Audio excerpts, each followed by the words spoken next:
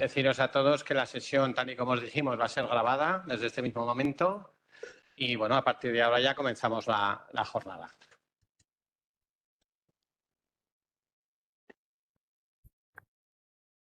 La comienza Javier Sánchez Martínez, que es el subdirector de Protección de Aguas y Gestión de Riesgos del Ministerio de Transición Ecológica y Reto Demográfico.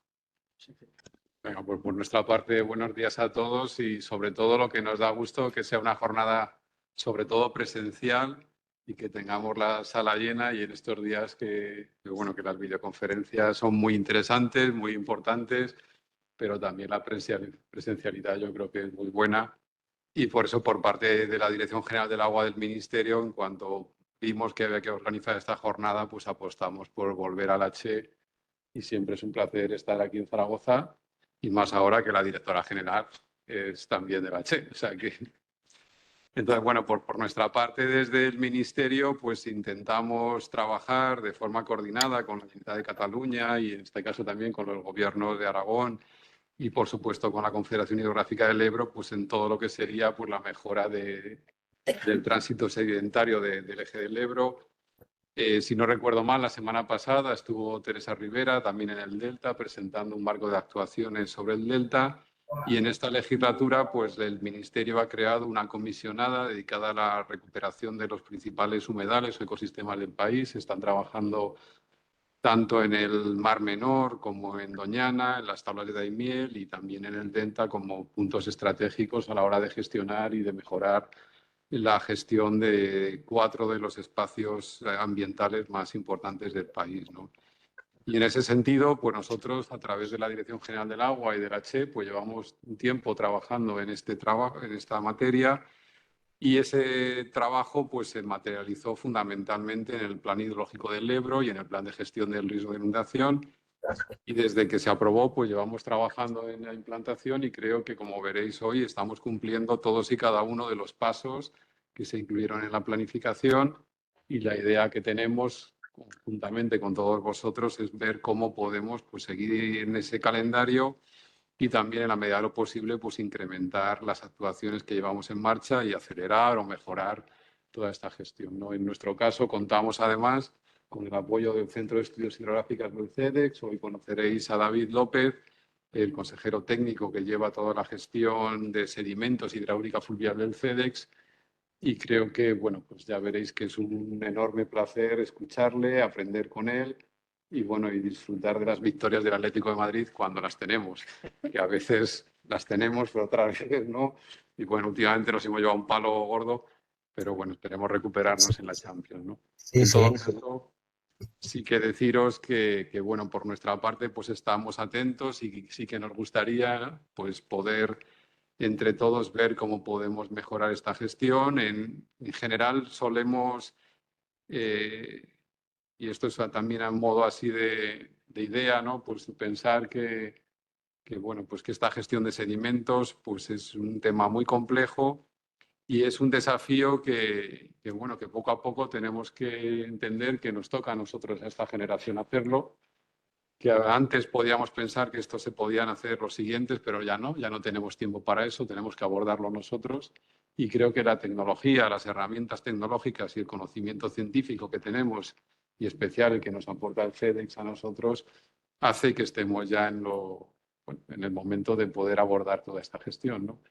Y por mi parte nada más, yo creo atento y aprender juntos.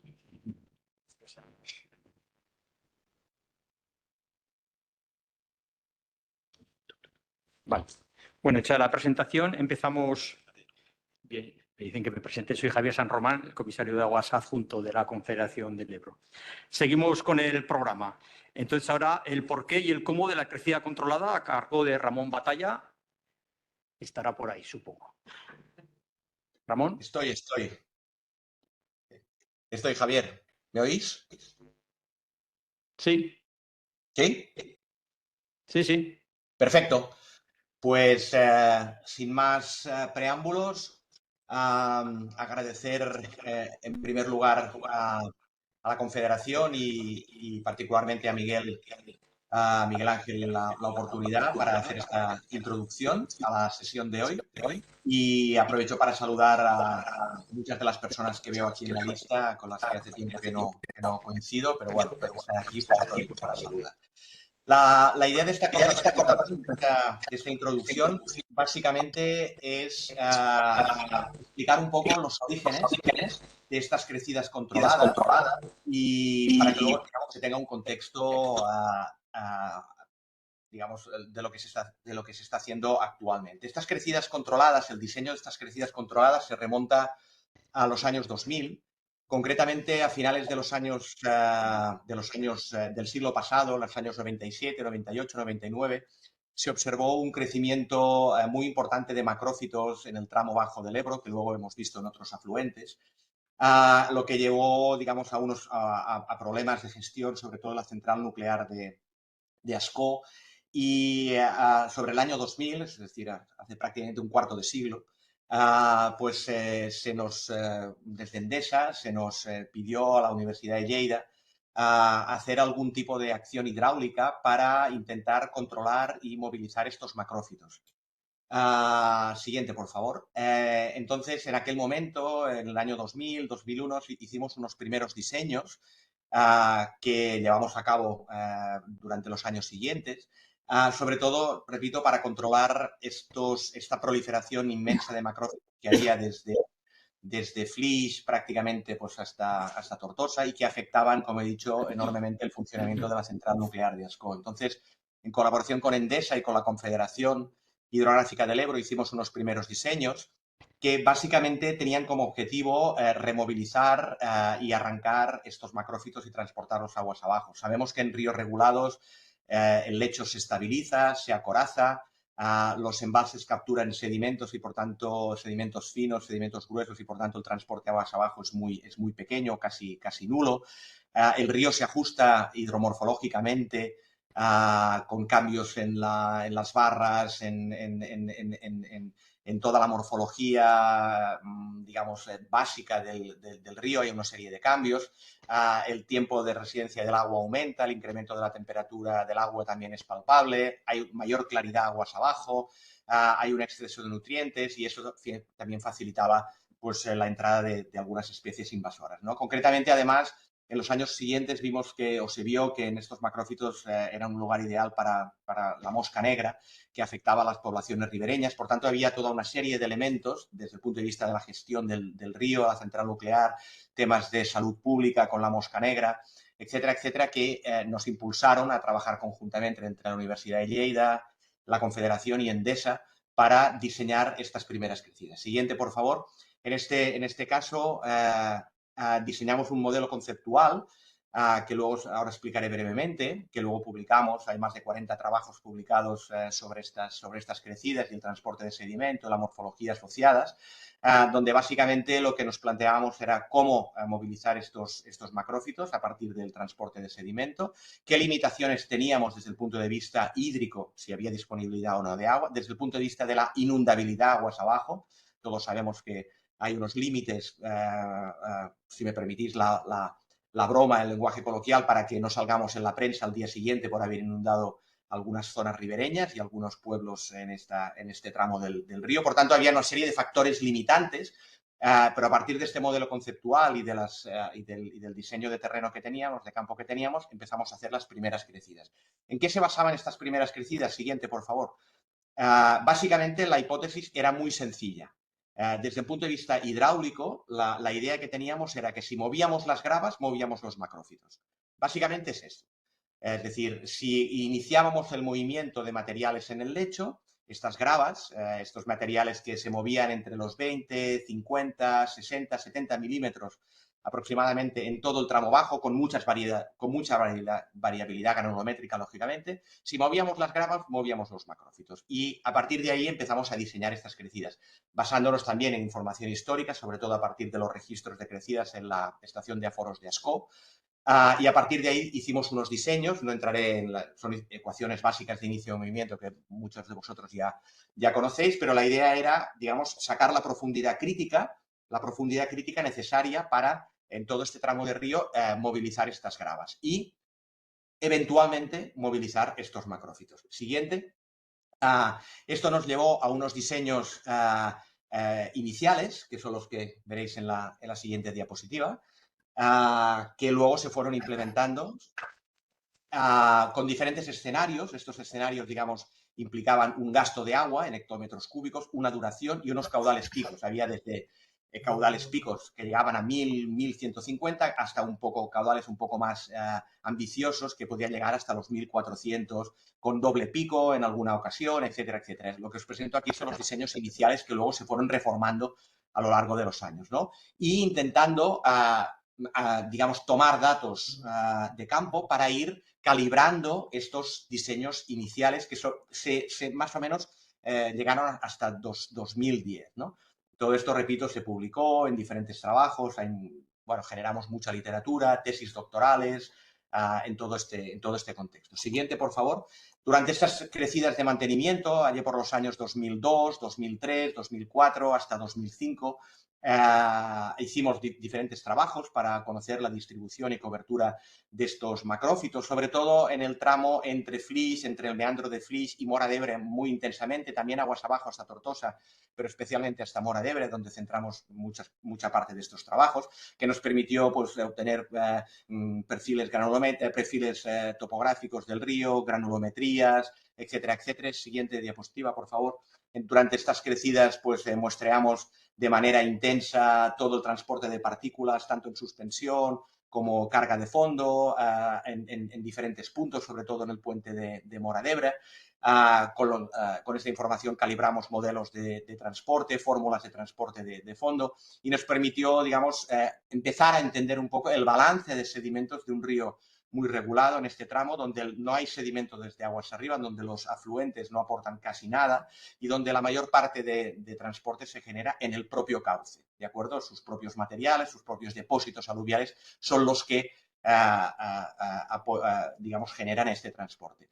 A partir de estos datos también trabajamos en modelización, más que nada porque hay un balance negativo y evidentemente si estas crecidas, que además había crecidas, digamos, naturales, entre comillas, que también pasaban, van erosionando y van transportando este material y no hay reemplazo desde aguas arriba, evidentemente se pueden generar algunos problemas de incisión. Lo modelizamos también, lo publicamos, vimos que no eran exageradamente importantes estos problemas de incisión, etcétera, etcétera. Siguiente, por favor. Además, esto no tenemos que olvidar que el origen principal del trabajo era conocer la movilización de estos macrófitos. Aquí tenéis un ejemplo de cómo, digamos, a partir con las ecosondas y en diferentes secciones analizábamos esta movilización y transporte de los macrófitos aguas abajo.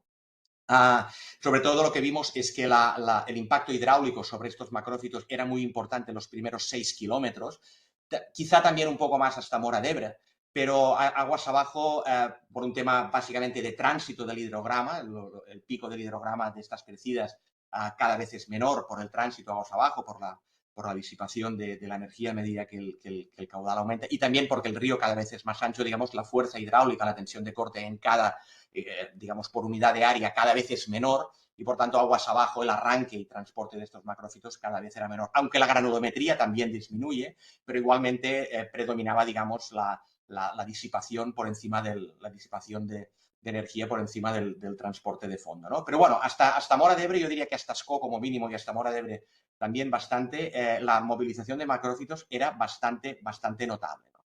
Repito, esto nos permitió además conocer la movilidad en muchas de estas secciones, con trazadores de diferentes tipos, con instrumentos de medición desde puentes, etcétera, etcétera. Siguiente, por favor. Y creo que esta ya es la última. Evidentemente, desde el año 2002 hasta 2010, como mínimo, en la que estuvimos trabajando intensamente, pues estas crecidas se realizaban. Eran un poco más pequeñas que las crecidas naturales, eran un poco más pequeñas en cuanto a caudal pico, pero en cuanto a torrencialidad, eran un orden de magnitud más altas. Es decir, las crecidas de mantenimiento lo que te permiten es controlar esa inyección de agua y, por tanto, en cuanto a la rampa de subida de estas crecidas, el incremento de metros cúbicos por segundo y hora era mucho más alta que las crecidas naturales. También la carga sedimentaria era mucho más alta, básicamente el triple. La incisión, como he dicho antes, era inapreciable. Publicamos también algunos trabajos sobre análisis coste-beneficio de estas crecidas, porque evidentemente no hay que olvidar que no toda el agua que se genera se puede turbinar y, por tanto, también hay un coste de oportunidad aquí que hay que tener en cuenta. Y, finalmente, la siguiente. Siguiente, por favor.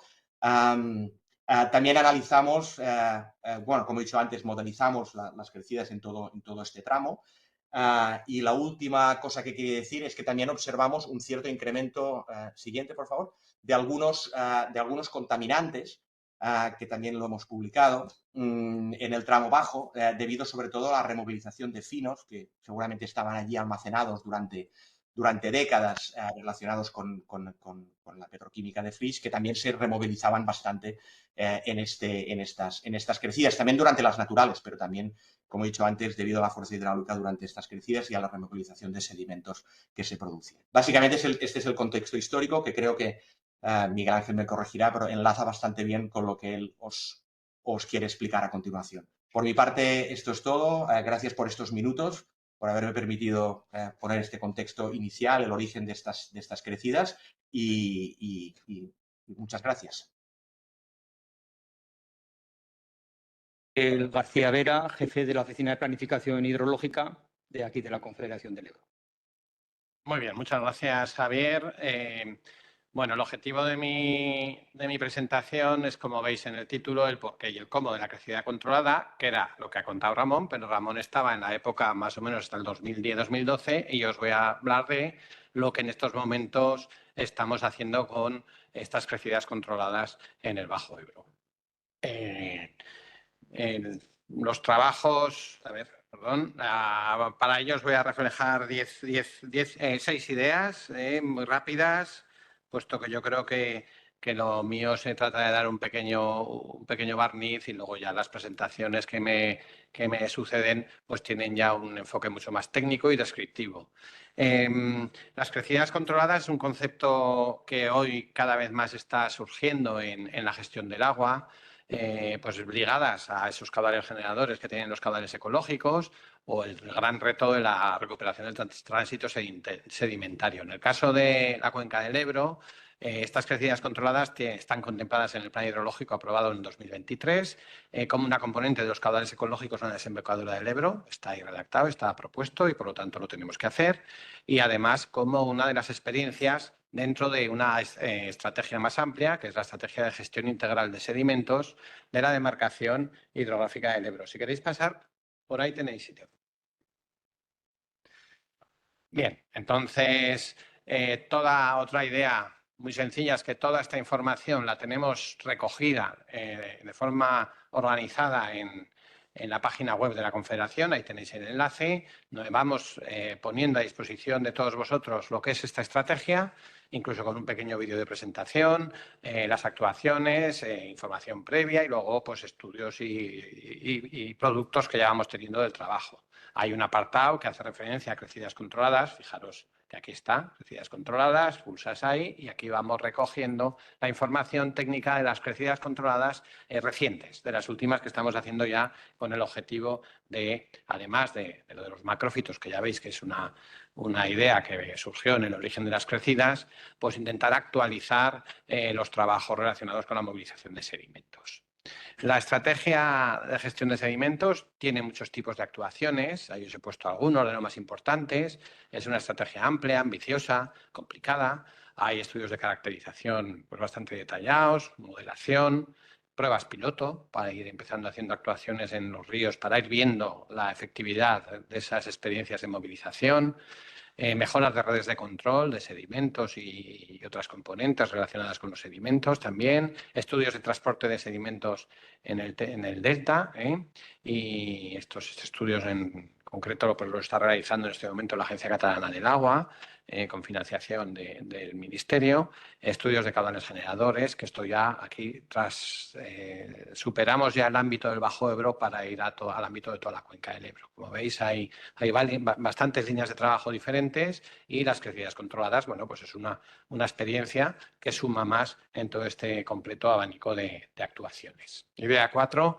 ¿Qué impacto tiene una crecida controlada respecto a la movilización global de sedimentos en el Bajo Ebro? Bueno, pues para reflejar esta idea os pongo la gráfica de abajo, que tenéis en color rojo la evolución de los sólidos en suspensión en la estación de calidad del Ebro en Ascó, que es una estación que está tomando información desde hace muchos años.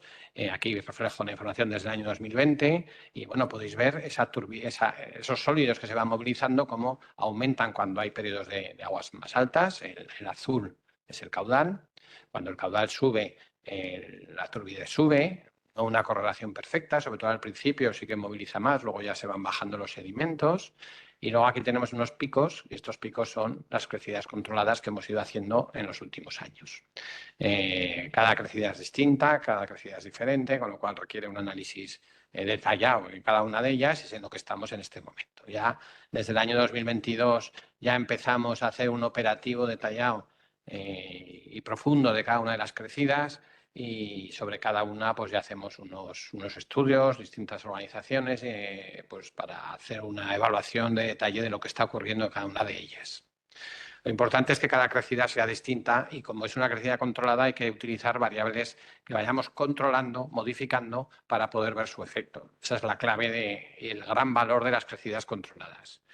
En este caso concreto, de la crecida que vamos a hablar hoy, del 30 de enero de este año, pues lo que fueron las novedades era que íbamos a tener un caudal máximo que normalmente en las últimas veces era en torno a 1.200, pues lo subimos al máximo posible para no generar daños, 1.400. Y luego empezamos a jugar con la cota de los embalses. El embalse de Ribarroja se bajó 1,5 metros respecto a la cota, digamos, normal, respecto que era la que estaba en las crecidas anteriores.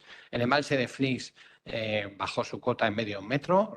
Ya sabéis que se ha hecho un proyecto muy importante de descontaminación de sedimentos en Flix, un proyecto con una inversión muy alta por parte del Ministerio. Hemos estado muchos años mejorando ambientalmente los sedimentos de este embalse y hoy en día ya, pues bueno, yo creo que ya podemos empezar a plantear movilizaciones de estos sedimentos jugando con la cota de las compuertas de este embalse y es lo que hicimos en esta crecida bajándolo pues medio metro.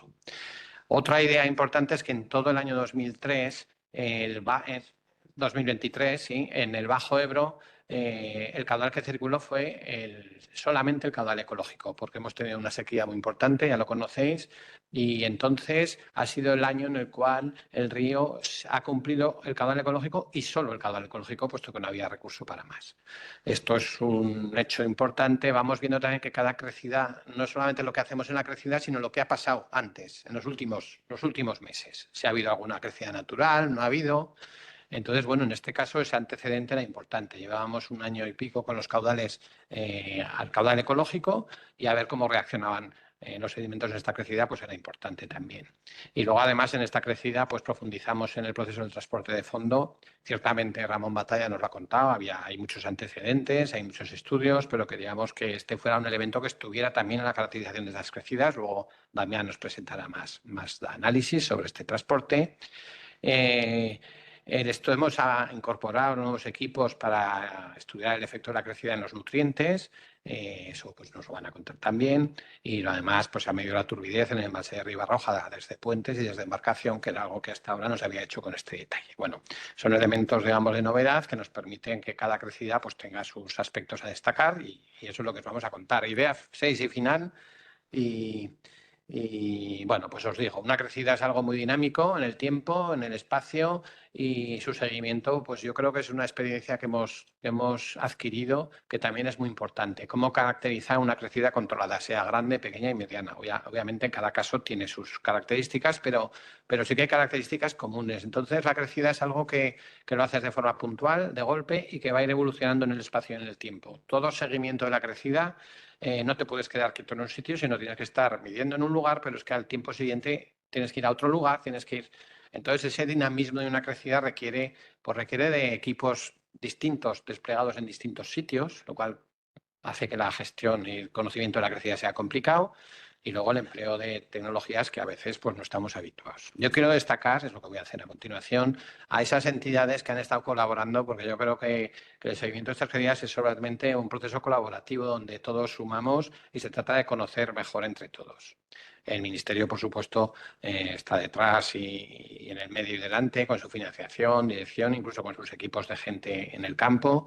Endesa, indudablemente, pues su colaboración para hacer la crecida es esencial y su disposición en llevar a cabo, pues digamos, los caudales que se solicitan y tal, pues también hay que reconocerlo y poner a sus equipos en función también del éxito de la experiencia.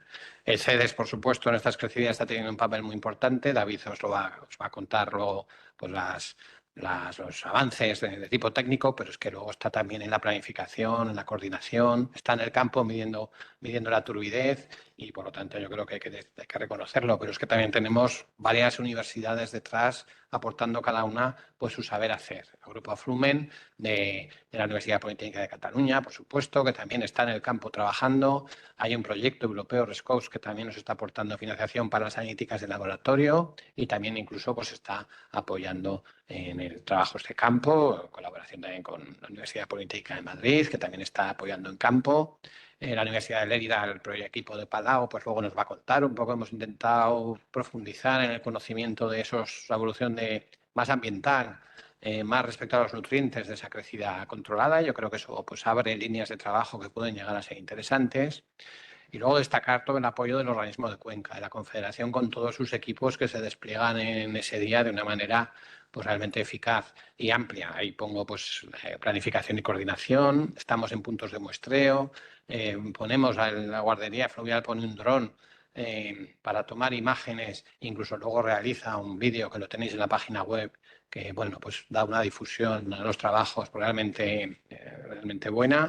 Hay 2 equipos Doppler de caudal, una embarcación de comisaría de aguas en Ribarroja para control de turbidez. El laboratorio pone los equipos de turbidez en campo. El gabinete de prensa también hay que destacarlo. Está trabajando para dar la difusión que una crecida de esta magnitud, y además en un sitio como el Bajo Ebro, pues requiere. Y luego tenemos la Confederación con sus distintos equipos y empresas con las que está colaborando. Yo quiero destacar pues, a la empresa Espesa, Traxa, muchos estáis por aquí. Pues bueno, Traxa han estado en puntos de muestreo, en esta crecida pusieron a disposición una grúa para poner a punto una metodología para medir sedimentos de fondo. La confederación con la empresa NT Data pues también estuvo en el campo midiendo turbidez y siguiendo puntos en los que hay posibles daños. El H con su red Saika, ¿verdad? Siempre está ahí. Ya casi la damos por hecha, pero es un esfuerzo que están también. El día de la crecida están sus equipos por ahí dando vuelta por las estaciones Saika y luego sus datos están servidos inmediatamente en la red y luego el SAI, por supuesto, también. Pero es que también una crecida tiene visitantes y eso es muy importante. Eso lo hemos descubierto esta crecida. Hay gente que pues, le gusta verlo, hacer un seguimiento en campo y esta vez tuvimos hasta una comitiva de unas 10 personas a las cuales pues hubo que enseñar la crecida y hasta eso tiene su reto porque no puedes enseñarles un sitio, sino tienes que ir moviéndoles durante la crecida. Hay que saber por dónde va a ir la punta de agua. Para eso los modelos que hace David es fundamental porque te va diciendo dónde va a estar la punta en cada puente y vas organizando la visita en función de eso. Y luego, por supuesto, la coordinación con comunidades autónomas, pues eso siempre es esencial para ir todos a una. Bueno, como siempre, esto no termina aquí y cada crecida pues asume nuevos retos. Ya estamos pensando en esta siguiente que hagamos, qué hacer. Queremos incorporar análisis también en el propio delta con la distribución de las aguas turbias por los arrozales. La teledetección por ahí seguro que puede ser un elemento importante. Bueno, el tema marino también se va a trabajar mejor en la costa. Bueno, pues seguro que hay ideas para ir cada vez haciéndolo mejor. Bueno, esto era lo que yo quería contar. ¿Te has soltado una? Sí, No, yo creo que no. ahí. No, esta la canta. Vale. Esta ya está bien, ya. Me ha parecido verde. Bueno, ya está. Vale, ahora le tengo aquí, sí. Muy bien, gracias, Miguel. Bueno, pues continuamos así sin descansos.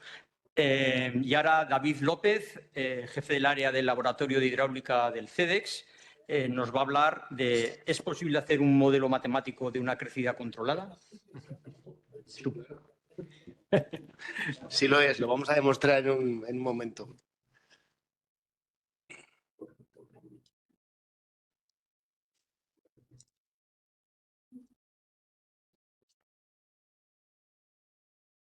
¿Será esto? ¿No? ¿Es esto? Sí.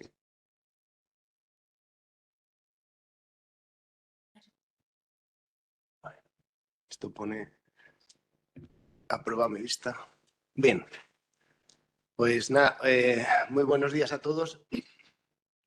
Y el objeto de mi presentación es hacer un repaso, una presentación de cómo se realizó la avenida controlada, qué información se obtuvo, realizar un análisis de estos resultados y, bueno, pues presentar al final unas conclusiones. La campaña de muestreo pues, se planificó con tiempo, también se hizo coincidir para luego poder hacer algún análisis de teledetección con el paso del Sentinel-2. Pasa que no tuvimos suerte y hubo un día nublado, no se pudo actualizar esa información. La campaña se planificó en base a la experiencia de la campaña anterior de mayo del 22. En este caso se realizó se diseñó una avenida con una punta de 1.400 metros cúbicos por segundo que duró 5 horas y después se hizo coincidir con una modificación en los niveles de embalse. Como explicaba antes Miguel Ángel, se desciende 1,5 metros Ribarroja y medio metro Flix, con la idea de movilizar la mayor cantidad de sedimento posible. Nosotros realizamos una movilización numérica de esta avenida, lo que nos permitió planificar todos los equipos de trabajo. La avenida abrieron con puertas 8:30, a las 9:30 los embalses ya estaban con la punta, a Flix llegó la avenida sobre las 12, la punta de la avenida, a Ascó cerca de la 1, en torno a las 3 de la tarde llegó a Mora de Ebro, a las 6 a Benifallet, en torno a las 8 llegaría a Tortosa y ya a partir de las 10 en Amposta y las 12 en Deltebre. Y en estos últimos puntos, por las horas, tampoco hicimos campañas de muestreo. En los embalses se muestreó en diferentes puntos. Se pudo ver que, por ejemplo, en el embalse de Ribarroja se detectaron unos 95 miligramos por litro. En la salida del Segre prácticamente no se detectaron un aporte de sedimentos, unos 50 miligramos, y donde sí que se detectó una subida importante de movilización, mucho más importante que en la avenida anterior, fue en el embalse de Flix, en el puente de Ribarroja, donde se llegaron casi a 300 miligramos por litro. También se muestreó aguas abajo, en el embarcadero de Flix se llegaron a detectar casi 500 miligramos por litro. Vemos como sí que se nota esa movilización de sedimento. Nosotros, como experiencia posterior a la campaña anterior, habíamos decidido hacer un muestreo muy intensivo, tomando muestras cada 15 minutos con un turbidímetro y reservando de vez en cuando, pues cada una por hora más o menos, muestras para mandar al laboratorio y que luego se han analizado para tener la correspondencia entre los turbidímetros y las concentraciones reales de sedimento en suspensión. En los embalses, en los puentes de Ascó y en el puente de Mora de Ebro, pues también se hicieron tanto muestras de sedimento como también muestreos de aforos, ¿no? Con sonda DCP para sacar el caudal que estaba pasando por el río en esos momentos. Vemos que en Ascó se llegaron a concentraciones de unos 400 miligramos por litro y en Mora se superaron los 300 miligramos. En Benifallet la concentración quedó por encima de los 100 miligramos por litro y también se hicieron tomas de muestreo de sedimento en suspensión. La campaña se realizó con 2 tipos de turbidímetros, los Hatch, que son los que tiene la Confederación y que la verdad es que dieron un resultado extraordinario, con una regresión altísima. También compramos a través de la UPM un turbidímetro HANA, pero nos lo dieron la tarde anterior, no lo pudimos calibrar y la regresión no es tan buena, pero bueno, también hizo su función. Una de las primeras consecuencias que obtenemos de esta campaña es que el SAICA de Ascó está muy bien calibrado y es muy representativo del sedimento que está circulando por el río. La línea verde muestra la concentración de sedimento, las NTUs que da el SAICA, pero que pueden estar correlacionadas con concentración de gramos por litro prácticamente en relación 1 a 1. Los puntos rojos muestran las muestras que realizamos en los diferentes instantes y con las concentraciones obtenidas en laboratorio. Veis que casi todas coinciden encima de la curva del SAICA. Con lo cual, bueno, pues esto es una muy buena conclusión porque ya tenemos un punto de medida continua a lo largo del tiempo. Las otras líneas, la amarilla es el muestreo que se hizo con turbidímetros y la línea azul de puntos suspensivos, el mejor ajuste de esos turbidímetros con los datos de campo. Pero vamos, la mejor señal es la que daba el SAICA de Ascó. También se intentaron realizar muestreos de fondo con una sonda Halley-Smith de 156 milímetros que se puso en el río gracias a la ayuda de Traxa, que proporcionó un camión con una pluma de 25 metros. Se hicieron intentos de muestreo en el embarcadero de Flix, en el Pas de Lasse y en Tortosa. El problema que tuvimos es que con 25 metros de pluma no somos capaces de situar la sonda en el canal activo de transporte, que está más centrado en el río, y que daros cuenta que el río puede tener 300 metros de ancho. Es decir, es muy difícil, hay que hacer los muestreos desde puentes. No se gestionaron los permisos por la premura de la organización, pero yo creo que para la próxima campaña o bien habilitamos permisos para poder tomar los muestreos desde puentes o intentamos disponer de otro sistema de elevación que no sea tan aparatoso y que nos permita compatibilizar con el uso de los puentes. La modelización numérica, y aquí viene la respuesta, es si se puede modelizar. Efectivamente, se puede modelizar. España dispone de un modelo matemático extraordinario, hidrodinámico, el modelo IBER, desarrollado o impulsado por la Administración Hidráulica Española en conjunción con las Universidades Politécnicas de Cataluña, Universidad de A Coruña y el mismo CEDES, que es un software gratuito que se puede descargar en este enlace y que tiene sus módulos de transporte de fondo y en suspensión. En el caso concreto de este estudio, hemos utilizado el módulo de transporte en suspensión, que es el transporte que es capaz de movilizar sedimento que sale de la presa y llegar en un día hasta el mar. El transporte de fondo es un transporte mucho más lento y lleva años hasta que se consiga movilizar y es el que movilizará las gravas. El modelo lo que resuelve es la ecuación de advección-difusión para saber en cada una de las celdas de nuestro modelo, en todas las zonas del río, cuál es la concentración media.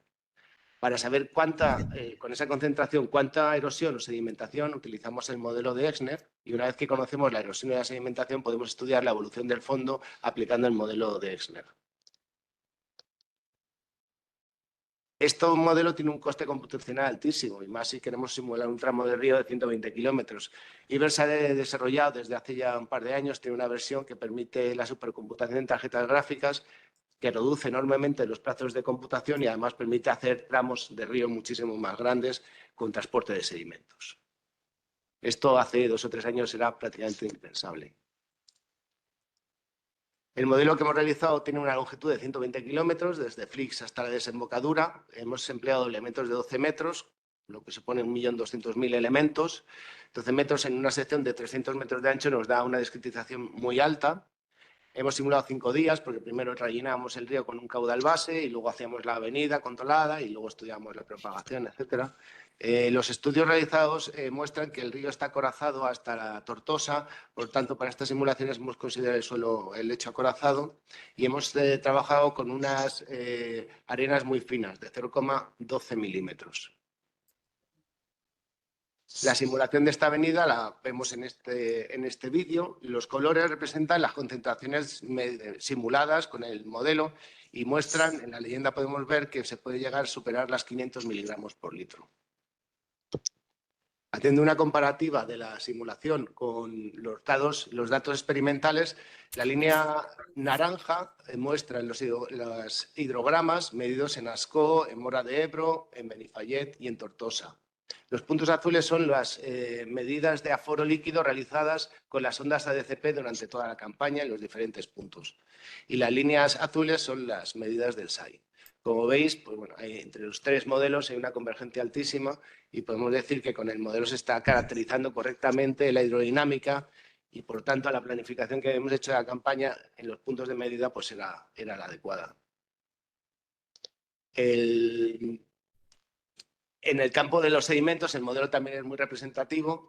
Como podemos ver en estas gráficas, lo que nos muestra es la evolución de la concentración de sedimentos de suspensión en los diferentes puntos de control, en el embarcadero de Flix, en el puente de Ascó, en el puente de Mora de Ebro y en el puente de Benifallet, sobre la C12.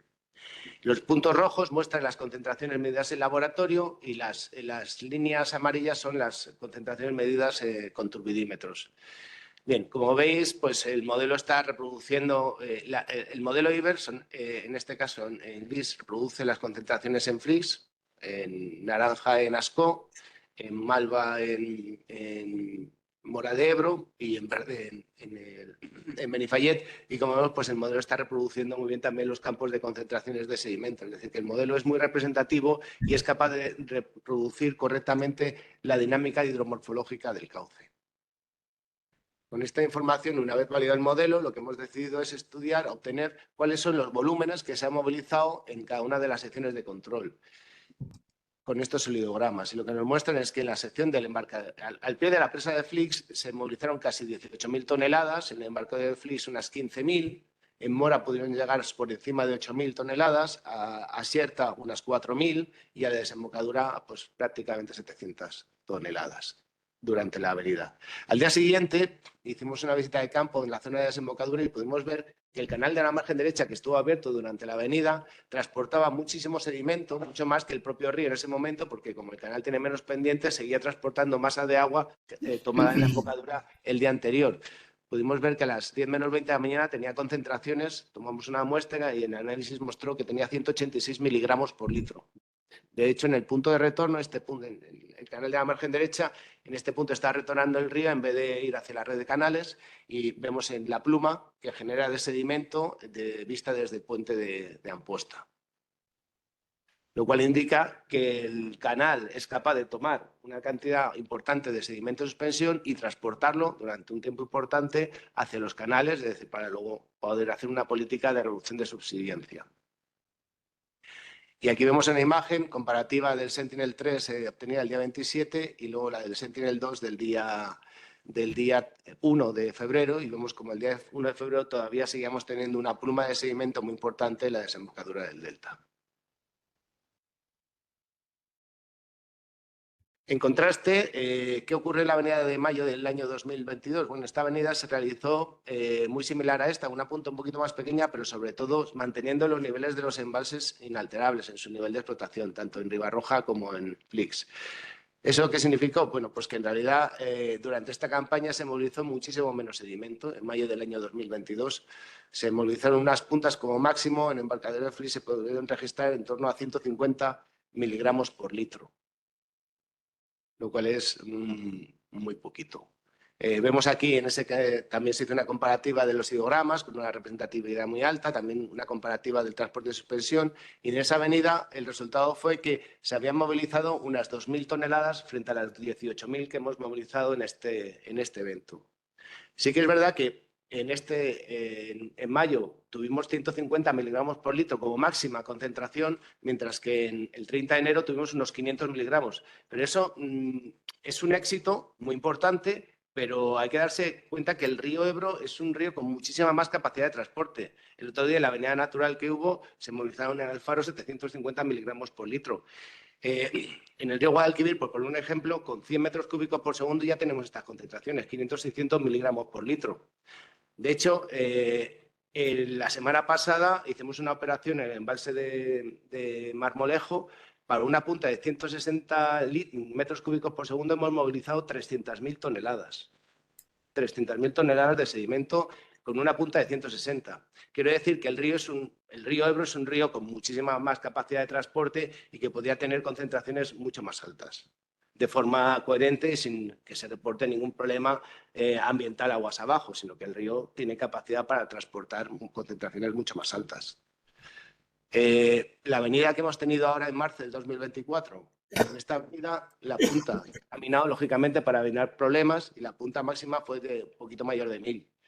Se hizo un intento de gestionar sedimento bajando los niveles en Ribarroja y en Flix. Ribarroja es la línea roja, Flix la verde. Sin embargo, se llegó al máximo de descenso cuando las puntas ya del hidrograma pues, estaban en torno a 800 metros cúbicos por segundo, es decir, ya puntos de caudal más bajo. Entonces, el resultado es que no se movilizó mucho sedimento. Se llegó en ASCO, que esta señal es muy fiable, a unos 70 y tantos miligramos por litro. Seguramente si se hubiese podido descender un poquito más o adelantar el descenso de nivel, posiblemente hubiésemos movilizado bastante más sedimento. Yo creo que todos estamos aprendiendo, son fases en las que estamos superando y ahora tenemos esta información analítica que nos permite plantear mejor la próxima avenida natural.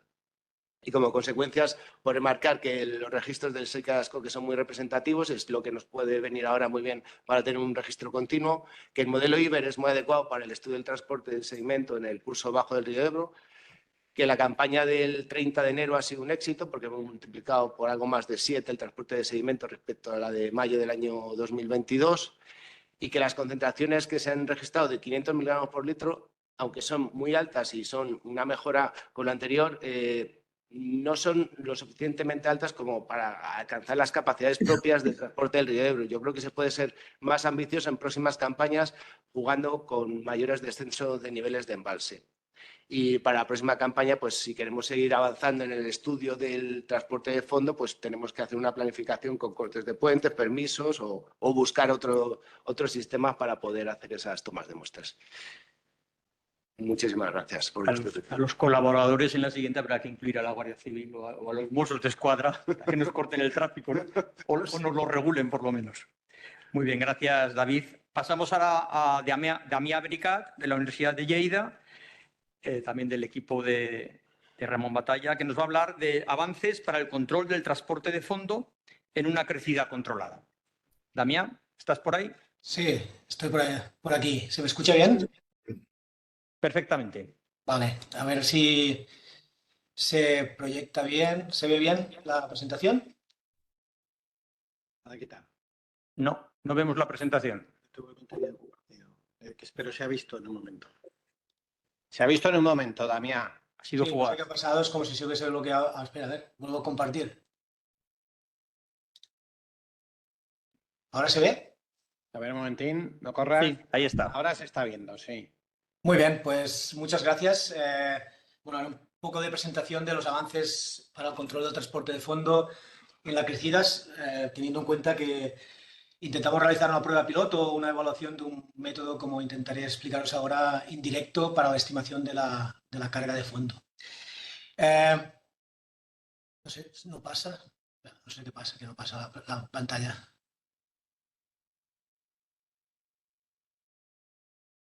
No me pasa la presentación. Ahora, ¿se ve bien? ¿Sí? ¿Se ve? Sí, sí. Vale, perdona, no Se sé. ve. Se había pausado. Gracias. Nada, cuando hablamos de carga de fondo, nada, haré solo un par de pinceladas que creo que es importante tenerlas en cuenta. Muchos de vosotros y vosotras lo sabéis, pero si después se comparte la presentación, creo que es importante que salgan algunas cosillas, ¿no? Cuando hablamos de carga de fondo no es una tarea fácil, el sedimento fino no lo es tampoco, pero la carga de fondo es aún un poquito más complejo, diría yo. Cuando hablamos de este proceso, es un proceso que no existe linealidad ninguna. Aquí tenemos un gráfico en el que hace un tiempo pusimos muchas muestras de distintos ríos todas juntas para ver o mostrar este proceso de no linealidad, y hasta hay muestras del tramo bajo del río Ebro obtenidas con distintos muestreadores de carga de fondo. O sea que no solo hay un problema con el proceso en sí, sino que también hay un problema en la cuantificación del proceso. No tenemos turbidímetros, no se dispone de turbidímetros, que es un gran avance para el sedimento fino. En la carga de fondo es más complicado. Existen métodos directos y métodos indirectos. El método directo lo habéis visto antes en la presentación que ha hecho David. Se trataba de un Helley Smith. El Helley Smith hay de distintos tamaños de, digamos, de entrada, y hace ya unos años publicamos un artículo como solo utilizando un tamaño u otro tamaño de entrada cambia sustancialmente la muestra que estás obteniendo. Esto, además, existen otros aspectos que se tienen que tener en cuenta. Cuando utilizamos un muestreo directo es un dato instantáneo, que quiere decir que es en un punto, en un momento determinado, que estará asociado a unas condiciones hidráulicas determinadas en el punto, pero también de suministro de sedimentos. Y esto, de cara a la extrapolación de esto para sacar balances o sacar tasas o digamos, cuantificar el sedimento durante un periodo de tiempo específico, pues es un tema a tener en cuenta. Y si utilizamos métodos indirectos, muchas veces lo que pasa es que integra un periodo de tiempo y lo que tenemos es un comportamiento medio. No tenemos lo que pasa entre dos momentos en los que se observa o se cuantifica la carga de fondo a través de un método indirecto. Y aquí detrás hay temas de compensación, pero bueno, no voy a entrar al detalle de estos temas, pero creo que es importante, bueno, remarcar un par de puntos. Cuando hablamos de ríos pequeños, sí que existen metodologías que nos permiten obtener datos con cierta continuidad, porque el problema que hay en la carga de fondo, aparte de cómo la muestreamos, es que no tenemos datos en cierta continuidad. Pero, por supuesto, estos métodos se pueden aplicar en ríos pequeños. Estas son las trampas que instalamos en la Riviera Salada. Ahora ya no están en funcionamiento, pero las tuvimos unos años funcionando para obtener muestras de carga de fondo. El problema que tienen estos equipos es que hay un momento en que se llenan y ya no son útiles. Y normalmente se llenan bastante rápido. Y también hay otros temas de mantenimiento, calibración que son son importantes. De manera general, cuando hablamos de carga de fondo, y aquí hay algunas cosas que ha salido que ha apuntado David, que si se quiere profundizar en el Ebro para obtener muestras directas de carga de fondo, pues durante un par de años, ya hace unas décadas, pero son cosas que son importantes. Dónde muestrear, el efecto que puede haber de la textura, no solo la textura que está en movimiento, sino la textura que está inmóvil sobre las muestras, que el perching, el que quede el muestreador, colgando, es uno de los impactos que hay más importantes en grandes ríos sobre sesgado de las tasas de fondo. El tiempo de reacción, esto es una crecida controlada y todos tenemos más o menos el diagrama en mente, pero cuando hay crecidas naturales, pues el tiempo de reacción para llegar al punto, para poder obtener muestras, es importante tener en cuenta. Como ya ha salido aquí David, tengo un brazo pluma, no llega a la zona de mayor, digamos, de mayor transporte. Hay distintas opciones que se pueden hacer con permisos y todo, ¿no? Pero hay muestreos con plataformas móviles, plataformas fijas, que son aspectos que son siempre importantes tenerlos en cuenta. Las metodologías indirectas, hasta ahora habíamos hablado un poco de metodologías directas. Metodologías indirectas hay distintas. Una de ellas que se utiliza bastante y nosotros tenemos bastante experiencia es una metodología basada en comparación de modelos topográficos de los cauces. Y esta comparación de modelos topográficos de los cauces nos permite, a partir de topografía y a partir de multitemporalidad, ver qué pasa en el cauce, dónde hay erosión y dónde hay sedimentación, y si en un punto determinado del cauce tenemos una tasa de entrada o tenemos que la tasa de entrada es igual a 0, por ejemplo, aguas abajo de un embalse, podemos extrapolar los flujos en distintas celdas a lo largo del espacio, como podéis ver aquí, no sé si se ve mi puntero o no, como podéis ver aquí en el caso de este río en Nueva Zelanda, y lo que podemos hacer es calcular el volumen de entrada, el volumen de salida y la tasa media que hay en cada uno de los tramos. Estos serían metodologías inversas, pero es que integran tiempo, es lo que os decía antes. Esto no es una muestra instantánea, sino que esto serían datos que integran durante un periodo de tiempo el proceso dominante, ya sea erosivo o sedimentario, para poder calcular tasas a lo largo de la longitud, bueno, también transversalmente, de un cauce determinado. Esto sería una aproximación. La otra aproximación sería la de los trazadores, que algunos de vosotros conocéis, es la step length, que se basa básicamente en cómo rápido se muevan partículas que tienes trazadas. Aquí abajo en la derecha podéis ver algunos trazadores, estos son RFIDs, los mismos que se utilizan para los peces, que también se pueden utilizar en partículas. Esto es un caso en un río en Nueva Zelanda, y a la izquierda podéis ver el origen y el destino de los trazadores a lo largo de las crecidas. Podemos calcular la distancia, tenemos el tiempo por encima de un umbral de movimiento, podemos calcular la velocidad virtual de movimiento y a partir de aquí calcular tasas de fondo. Hay distintos problemas en cuanto a la dificultad de reocupar la localización de los trazadores, porque es difícil localizarlos, aunque puedas utilizar sistemas RFID, muchas veces quedan sedimentados. La integración de todos los datos es un poco complicado porque hay compensación y sobre todo la representatividad de la población de trazadores que utilizas y dónde los ubicas. O sea que es un método indirecto, pero que también tiene ciertas limitaciones, aunque es ampliamente utilizado. Y aquí ya nos aproximamos a la prueba piloto del río Ebro, pero antes he querido hacer estas 4 diapositivas un poco más generales, que creo que son interesantes, y también hay alguna referencia por si se quiere profundizar con el tema. Básicamente lo que hemos hecho nosotros es utilizar la velocidad de movimiento del cauce a través de un método acústico. Y el método acústico ha salido aquí, que se hicieron aforos en distintos puntos. Pues utilizamos el mismo método, un ADCP o ADCP. En este caso utilizamos un River Surveyor M9, que tiene estas características. Aquí tenéis las haces de sonido. Todo lo que veis aquí son M9s. Arriba tenéis el M9 de la Confederación, como mínimo el de antes. Esta foto ya es de hace unos años. El Trimanan, ahora me parece que no utilizáis Trimanan, creo recordar.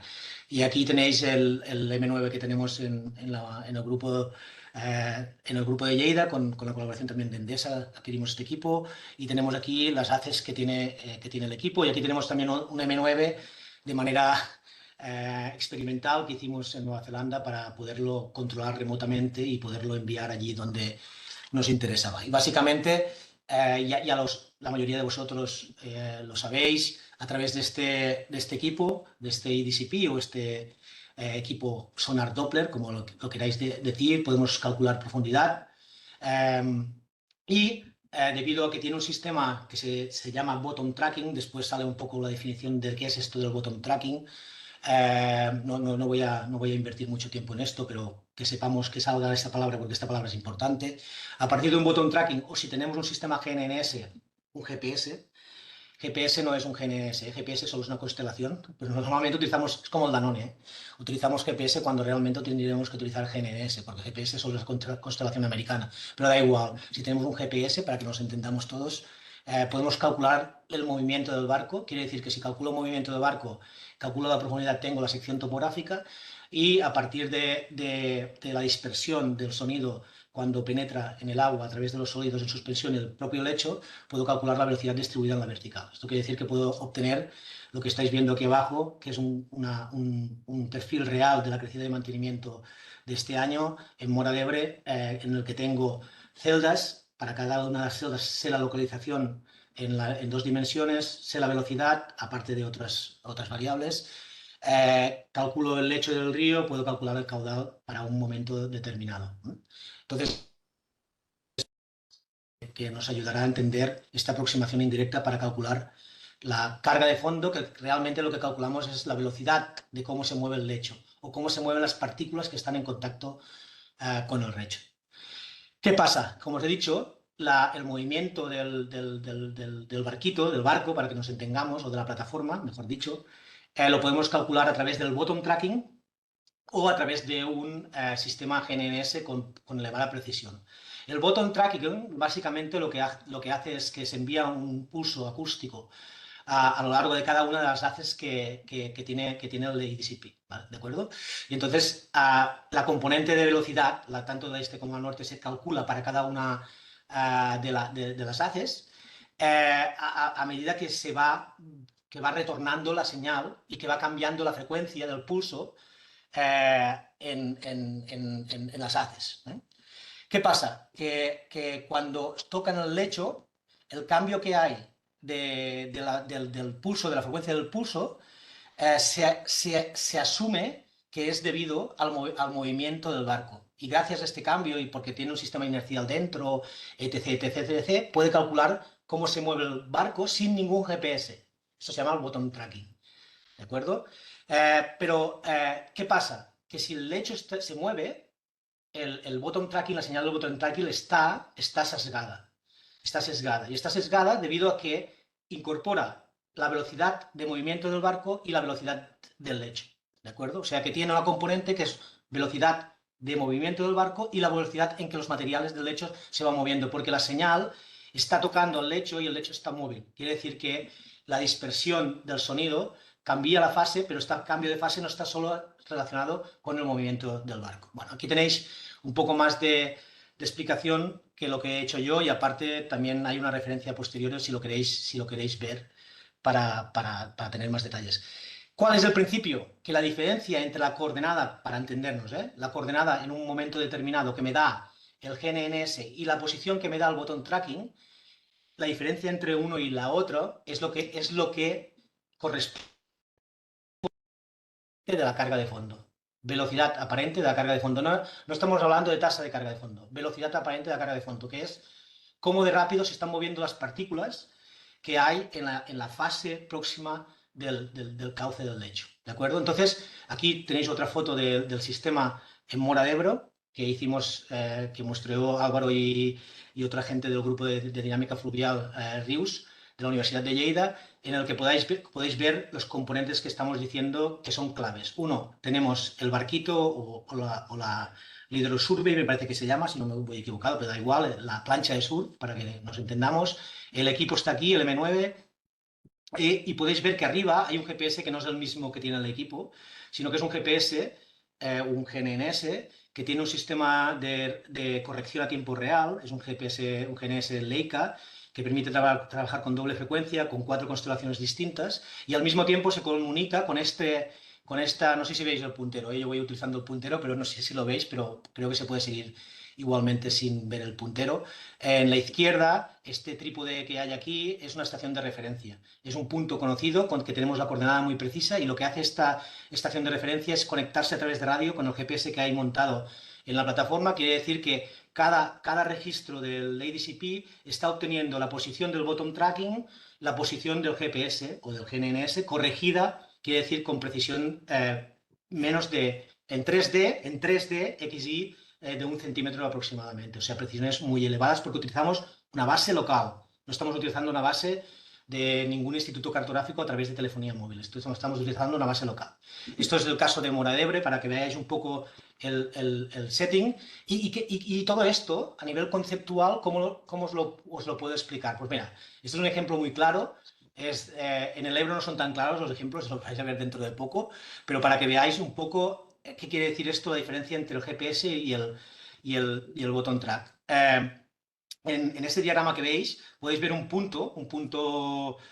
círculo. ¿Me podéis decir si veis el puntero? Porque así voy más tranquilo. ¿Alguien me puede decir si ve el puntero? Sí que Sí que se ve, sí. Vale, gracias. Es que así ya tengo en cuenta. Sí se ve, sí. Gracias. Pues como podáis ver, aquí tenéis un círculo que es el posicionamiento del barquito, del ADCP, y podéis ver que en amarillo está el track, quiere decir el movimiento que he hecho durante todo el periodo que he estado muestreando con el GPS, calculado con el GPS. Como podéis ver, es un muestreo estático. Lo que hemos hecho aquí es guardar o mantener la posición del barquito para que no se mueva, como que se mueva lo mínimo posible. Podéis ver que el movimiento es mínimo, ¿de acuerdo? Por eso este diagrama conceptual es de cálculo de modalidad estático, para que lo entendamos todos y todas. Entonces, si veis el movimiento que me marca o que me registra el bottom track, como podéis ver, el barquito se mueve. Pero realmente el barquito no se mueve. Primero porque yo estaba fijándolo, esto es en el RIS, en Nueva Zelanda, el barquito estaba totalmente rígido, no se movía, pero aparte el GPS o el GNSS me lo está confirmando. Pero como podéis ver, el bottom tracking me está diciendo que se está moviendo aguas de arriba. ¿Qué quiere decir? Que lo que se mueve es el lecho del río. Esto sería el principio o el diagrama conceptual que me explica el cálculo de la carga de fondo de manera indirecta. Esto lo estamos haciendo con una persona que desde hace ya 20 años ha desarrollado este método. Yo sé poco de esto. Colin Renier es el experto en métodos acústicos. Tenemos trabajos con él de revisión en distintos libros, pero él es el que realmente trabaja con la técnica. Entonces, en este caso, que estamos estáticos, la velocidad de movimiento del barco se asume que es cero, porque está en estático. Y la velocidad del bottom tracking, el BT es el bottom tracking, será el movimiento que ha hecho el barquito dividido por el tiempo de registro. ¿De acuerdo? Y tendré que la velocidad aparente más o menos será igual a la velocidad del barco. En este caso, porque es estático. Cuando no es estático, que es la modalidad de movimiento, se tiene que hacer la diferencia entre la velocidad del barquito y la velocidad del GNSS. ¿De acuerdo? Quiere decir que en cada punto, en cada frecuencia, cada segundo,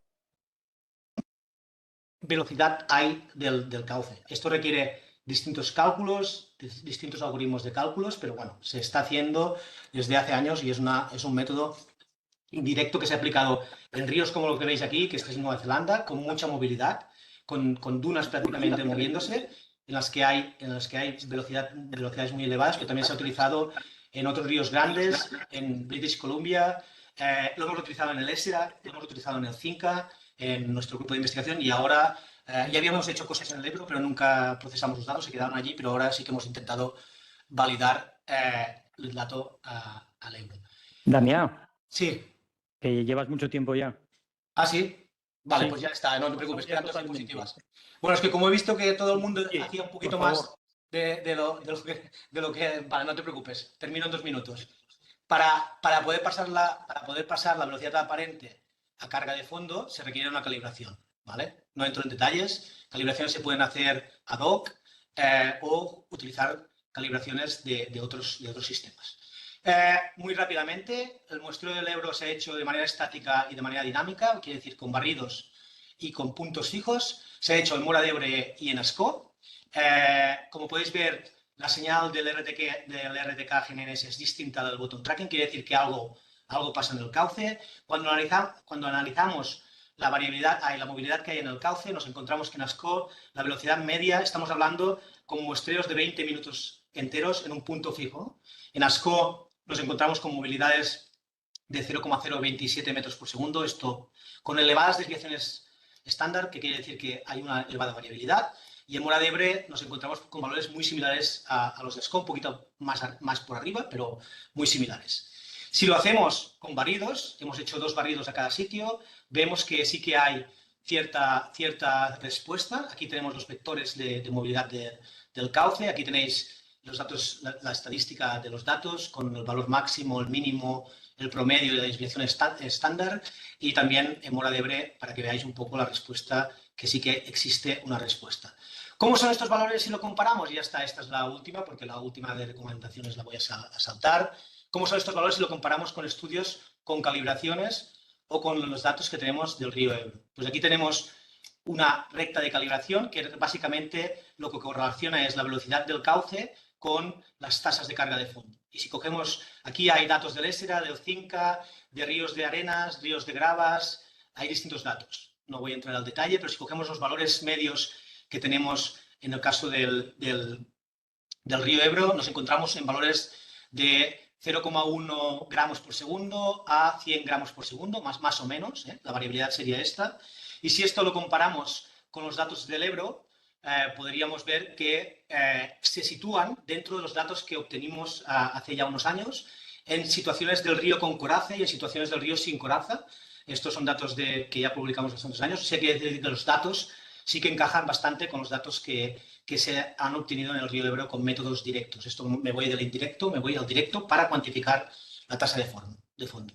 Y aquí muy rápidamente es una evaluación de la metodología. Por supuesto, se requiere más datos y continuidad en las observaciones, quizás una calibración ad hoc y ver un poco cuál es el efecto de los macrófitos. Aquí hay un poco la discusión que he tenido últimamente con la persona que trabaja con este tema, con el tema de los macrófitos. Yo creo que en el caso del Ebro, en las secciones que hemos mostrado, no tiene un efecto importante, pero son cosas que se tendrían que evaluar.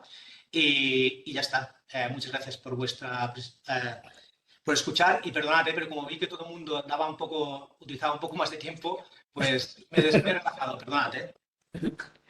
Venga, Damián, muchas gracias. De nada. Continuamos también con la Universidad de Lleida, esta vez Antoni Palau, que nos va a hablar del seguimiento de aspectos ambientales de una crecida controlada. Toni, ¿estás por ahí? Sí, buenos días. Buenos días. Bueno, a ver la presentación.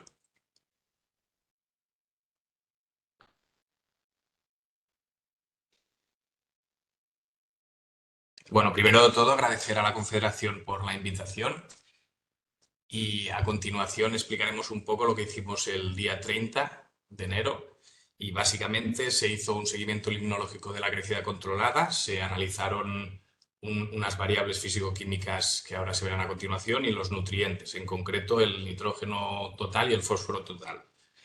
Siguiente, por favor.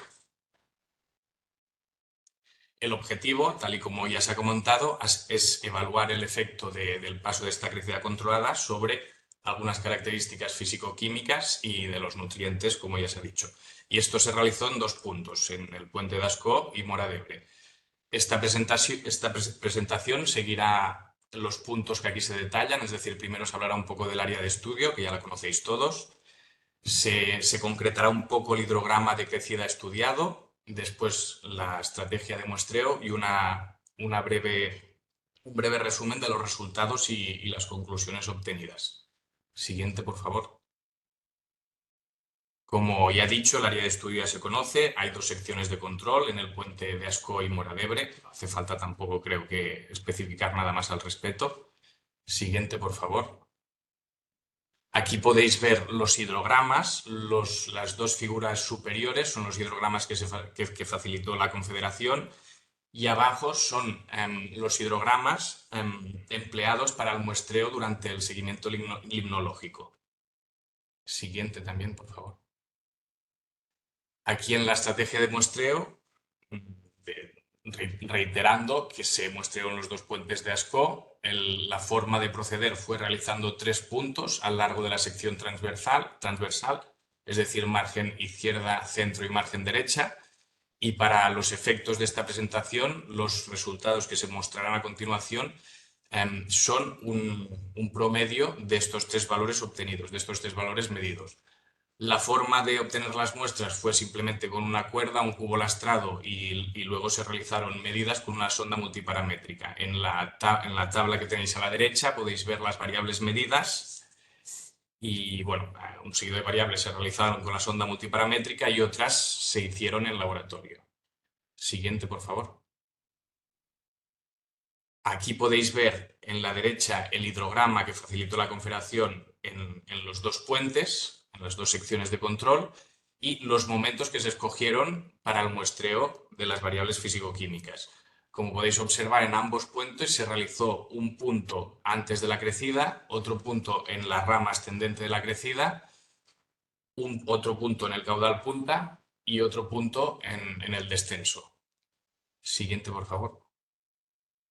Y ya pasando con los resultados, primero de todo aquí destacar que los valores de los ejes verticales referentes a las variables físico-químicas medidas, es decir, la temperatura, saturación, conductividad, tienen un intervalo muy pequeño. Esto se ha hecho así para poder apreciar la variabilidad que se ha producido, pero en muchos casos esta variabilidad, como os explicaré, ha sido mínima, ¿vale? Referente a la temperatura, lo que se puede ver en la sección de control de ASCO es que el agua ya está relativamente fría, esto es debido al efecto de la noche. Al llegar la crecida desciende ligeramente, muy poco la verdad, y después aumenta ligeramente con el paso del día, es decir, debido a la insolación solar, esta agua se va calentando a medida que avanza el día. Esto va en consonancia con lo que sucede con la saturación de oxígeno, con el paso del agua con el paso del día, perdón, al estar el agua más caliente y debido al efecto de la fotosíntesis, de la respiración, de la producción primaria, la saturación de oxígeno también aumenta. Como ya os he comentado, podéis ver que aumenta hasta más o menos 107, es decir, tampoco son valores muy altos. Y en referencia a la conductividad eléctrica y al pH, bueno, como os pongo aquí, el coeficiente de variación por lo que hace, en referencia a la conductividad eléctrica es 0,15 y en relación con el pH es 0,015. Es decir, estas variaciones son irrelevantes, son muy bajas. Siguiente, por favor.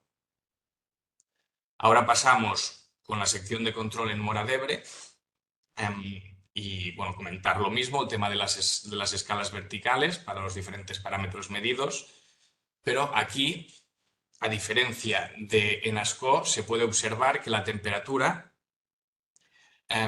es más alta. Esto es debido a lo mismo comentado antes, es decir, al paso del día. El río aquí se encuentra más caliente debido a la insolación solar en el momento que llega la crecida. Y entonces, cuando llega la crecida, lo que sucede es que se enfría, concretamente unos 2,5 grados. Para la saturación de oxígeno sucede lo mismo que en el caso de ASCO, es decir, a medida que avanza el día, debido a la respiración, aumenta la saturación de oxígeno y la conductividad eléctrica y el pH también muestran variaciones muy pocas y irrelevantes. Y siguiente, por favor. Y ahora hablando de las concentraciones de fósforo y nitrógeno totales en los 2 puntos de control, se puede decir que estas han sido muy similares, las concentraciones iniciales eran muy similares en ambos puntos, tal y como se especifica aquí, eran de 1,63 miligramos de nitrógeno total litro en ASCO frente a 1,67 en Móra d'Ebre, y en referencia al fósforo eran de 0,09 en ASCO y 0,08 en Móra d'Ebre, es decir, muy parecidas. Y tenían una proporción parecida de nitrógeno-fósforo, es decir, de 18 a 20. Después, la evolución de las concentraciones durante la crecida tienen un patrón coincidente con el hidrograma. Yo en mi pantalla la verdad es que no lo veo mucho, pero en las gráficas hay como una superficie, no sé si la podéis ver vosotros, pero bueno, que se ve que corresponde al hidrograma. Es decir, aquí podéis ver que siguen un patrón muy parecido.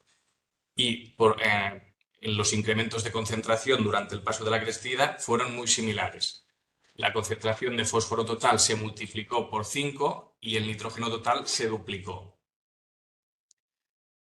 Venga, siguiente, por favor.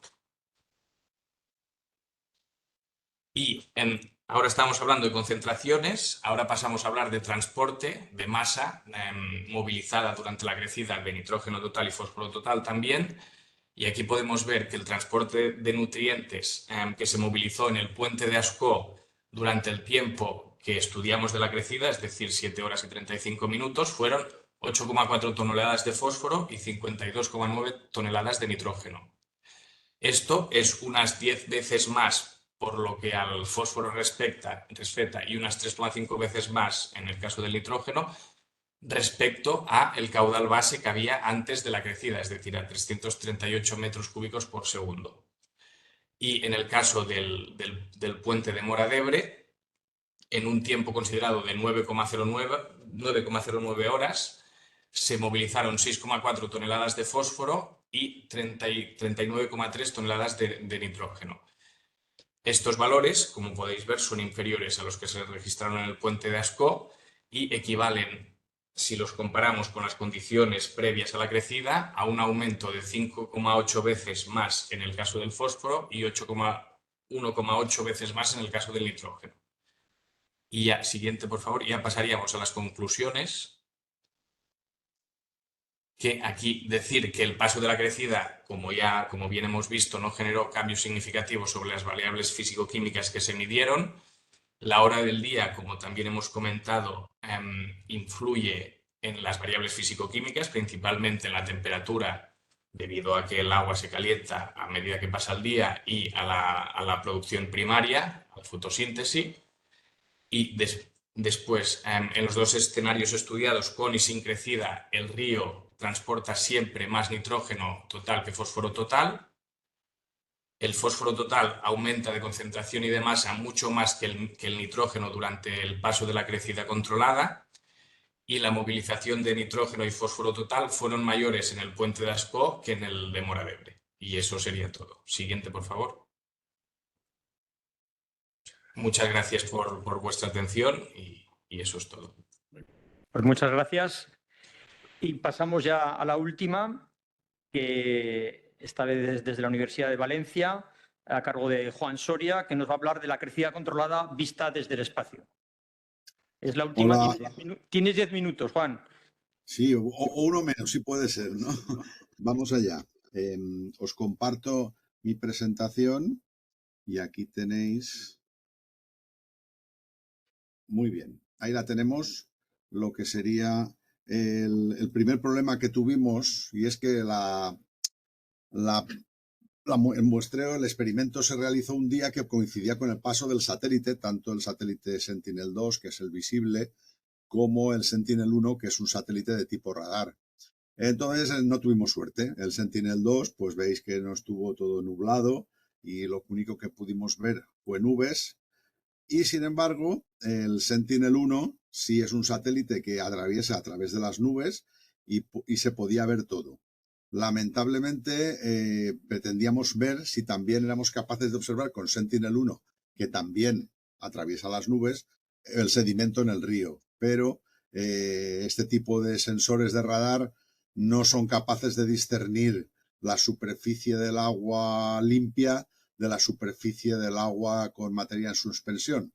Por lo tanto, coincidieron las dos imágenes, coincidió la crecida, pero una cosa ya sabemos, y es que el sensor de radar no nos sirve en este caso para controlar el nivel de sólidos que hay en el río. Bueno, pues como no pudimos ver nada el día 30, pues el Sentinel volvió a pasar el día 2 o el día 1 de febrero, 2 días después, y entonces ya pudimos ver el tramo final de la desembocadura del río Ebro en el delta, y podéis ver que el agua, pues el agua sin sólidos tendría este color oscuro que tenemos aquí a la derecha, mientras que el agua con sólidos que transportaba el río, pues tiene este color blanquecino, un poco de tono más verdoso, y vemos como la pluma entra en el mar y ya, pues aquí es dispersada, fijaos, la dispersión que va teniendo por el efecto de las corrientes y todo esto. Entonces esto, cuando lo procesamos con un sistema que se llama, el software de la Agencia Espacial Europea, de la ESA, que se llama SNAP, una herramienta para trabajar con Sentinel, por medio de los algoritmos que son los de algoritmos C2X, somos capaces de ver la concentración de sólidos que transporta el río en ese momento.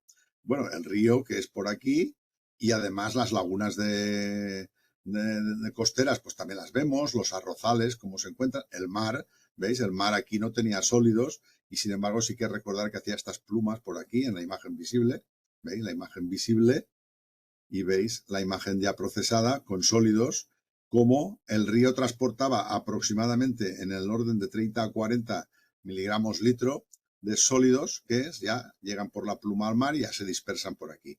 Por lo tanto, sí que esto coincide también con los datos que los compañeros han tenido del transporte que había de sólidos en el tramo final en algunos momentos. Es muy interesante, por lo tanto, si esta herramienta nos puede servir para conocer cuánto se está transportando y cuánto está llegando efectivamente a la desembocadura en este caso, así como en otros lugares. Tanto es así que, por ejemplo, lo hemos utilizado también en el caso de la crecida del río Ebro del día 5, anterior al 5 de marzo, y en esta imagen podéis ver cómo ese tono grisáceo verdoso del agua del río que está entrando en el embalse de Mequinenza y cómo ya a partir de Caspe, quedaría aproximadamente por aquí para los que conozcáis el terreno, la zona de Mequinenza, Caspe está aquí, la presa de Caspe sería esto es Caspe, y a partir de aquí vemos cómo hay más turbidez en esta zona, mucho más y luego mucho menos tal como va entrando en el embalse y efectivamente la presa del embalse que está aquí tiene el color más oscuro típico de aguas que no tienen materias en suspensión. Esto procesado de la misma forma, pues fijaos cómo nos presenta cuál es la concentración de sólidos que estaban circulando por el río Ebro en dirección a los primeros tramos del embalse de Mequinenza. Insisto, la zona de la presa está por aquí y vemos que tiene los valores más bajos, que corresponden con estos valores oscuros, valores típicos con poca materia en suspensión, y como esa materia en suspensión es mucho más alta en la zona de la herradura, por ejemplo, con valores próximos a los 100 miligramos litro, mientras que pues probablemente esto era el pico de la crecida que estaba en este momento por aquí y se iba desplazando hacia el interior del embalse, y aquí ya venía el tramo intermedio de la crecida que transporta el material habitual, pues de una crecida, pues no sabemos, tendríamos que haber contrastado con la medida en el SAICA que haya por aquí, por esta zona, pero probablemente esos valores de entre 60 y 70 miligramos litro de materia en suspensión, hacia 80, 85, pues son los habituales que traslada el río en una crecida, y como pues la zona más concentrada se situaba en este momento por aquí, y por aquí ya iba disminuyendo tal y como se supone que iba entrando o va sedimentando en el propio embalse. Por lo tanto, podemos mostrar cómo efectivamente estas herramientas de teledetección, si no hay nubes, efectivamente son de gran ayuda y nos pueden ayudar no solo en estos periodos en los que hay una crecida controlada, sino también a lo largo de todas las crecidas en los momentos en que no haya estas nubes que nos impidan la observación. Podremos estudiar siempre pues, cómo se presenta la materia de suspensión en el embalse y cómo realmente se va perdiendo luego por sedimentación o porque la circulación del agua se traslada a capas profundas, que también sucede esto. El agua de superficie puede estar con una densidad y este agua es mucho más densa y las aguas más densas se van hacia el fondo del embalse directamente. Entonces, un ejemplo que os quería presentar de cómo nos ayuda esto. Por lo tanto, soy breve, ya, si queréis, lo dejo aquí y vamos ya a pasar con el programa. Adelante. Bueno, muchas gracias, Juan. Y además, muchas gracias que hoy es festivo allí en la Comunidad Valenciana. Ya sí. lamentamos a verte. No te preocupes, aún llego a tiempo de la mascleta, que son a las 2. Venga. Con cuidado, esas cosas con cuidado, ¿eh? Sí. Bueno, pues hemos estado casi 1 hora y media con estas presentaciones y ahora pues podemos hacer un poco de coloquio, incluso si alguien tiene ganas de debate. Tenéis la palabra. Podéis levantar la mano, bien sea manualmente o digitalmente, los que estéis al otro lado. Y estaremos, pues yo qué sé, media hora más o algo así.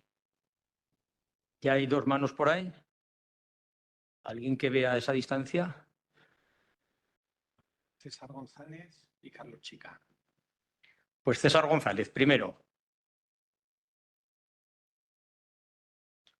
Por favor, hacer intervenciones a ser posible breves, a ser posible preguntando a alguien de los que ha expuesto. César. No se te está oyendo.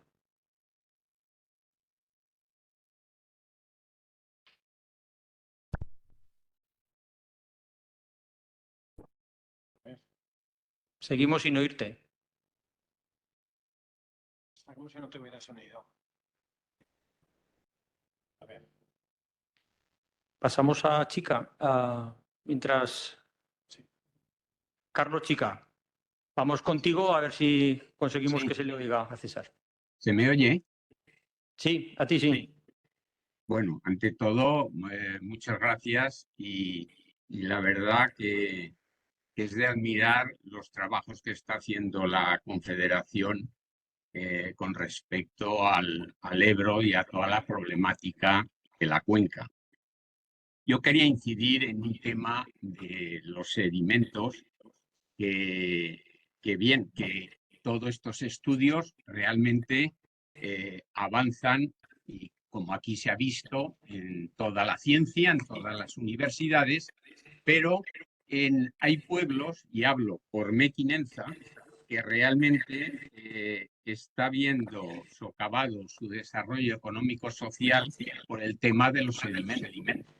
Sedimentos de 7 metros delante del pueblo, pues que evitan las actividades de pesca, deportivas, lúdicas. Y claro, a la vista de lo que ha dicho Juan Soria, que hemos visto en el Ebro, en Mequinenza, resulta que toda la prueba que se ha hecho es con agua de Mequinenza. Es decir, se ha tenido los embalses de Ribarroja en particular, que es el que afecta a la población de Mequinenza, en que el tramo del Segre no ha colaborado en nada, porque toda el agua parte de la Mequinenza. El bajar el 1,5 metros que se dice, pues realmente digamos, no repercute grandemente, yo diría que nada, en el Segre. El planteamiento y ya, digamos, sugerencia es que los estudios que ha hecho el ayuntamiento han propuesto soluciones y que una de las soluciones era la que quizá habéis planteado aquí, que es que en las próximas, y es una sugerencia que hago, que es a la vez que se hacen pruebas para conocer mejor la hidromorfología del cauce, es aprovecharlas para disminuir los inconvenientes del pueblo de Mequinenza.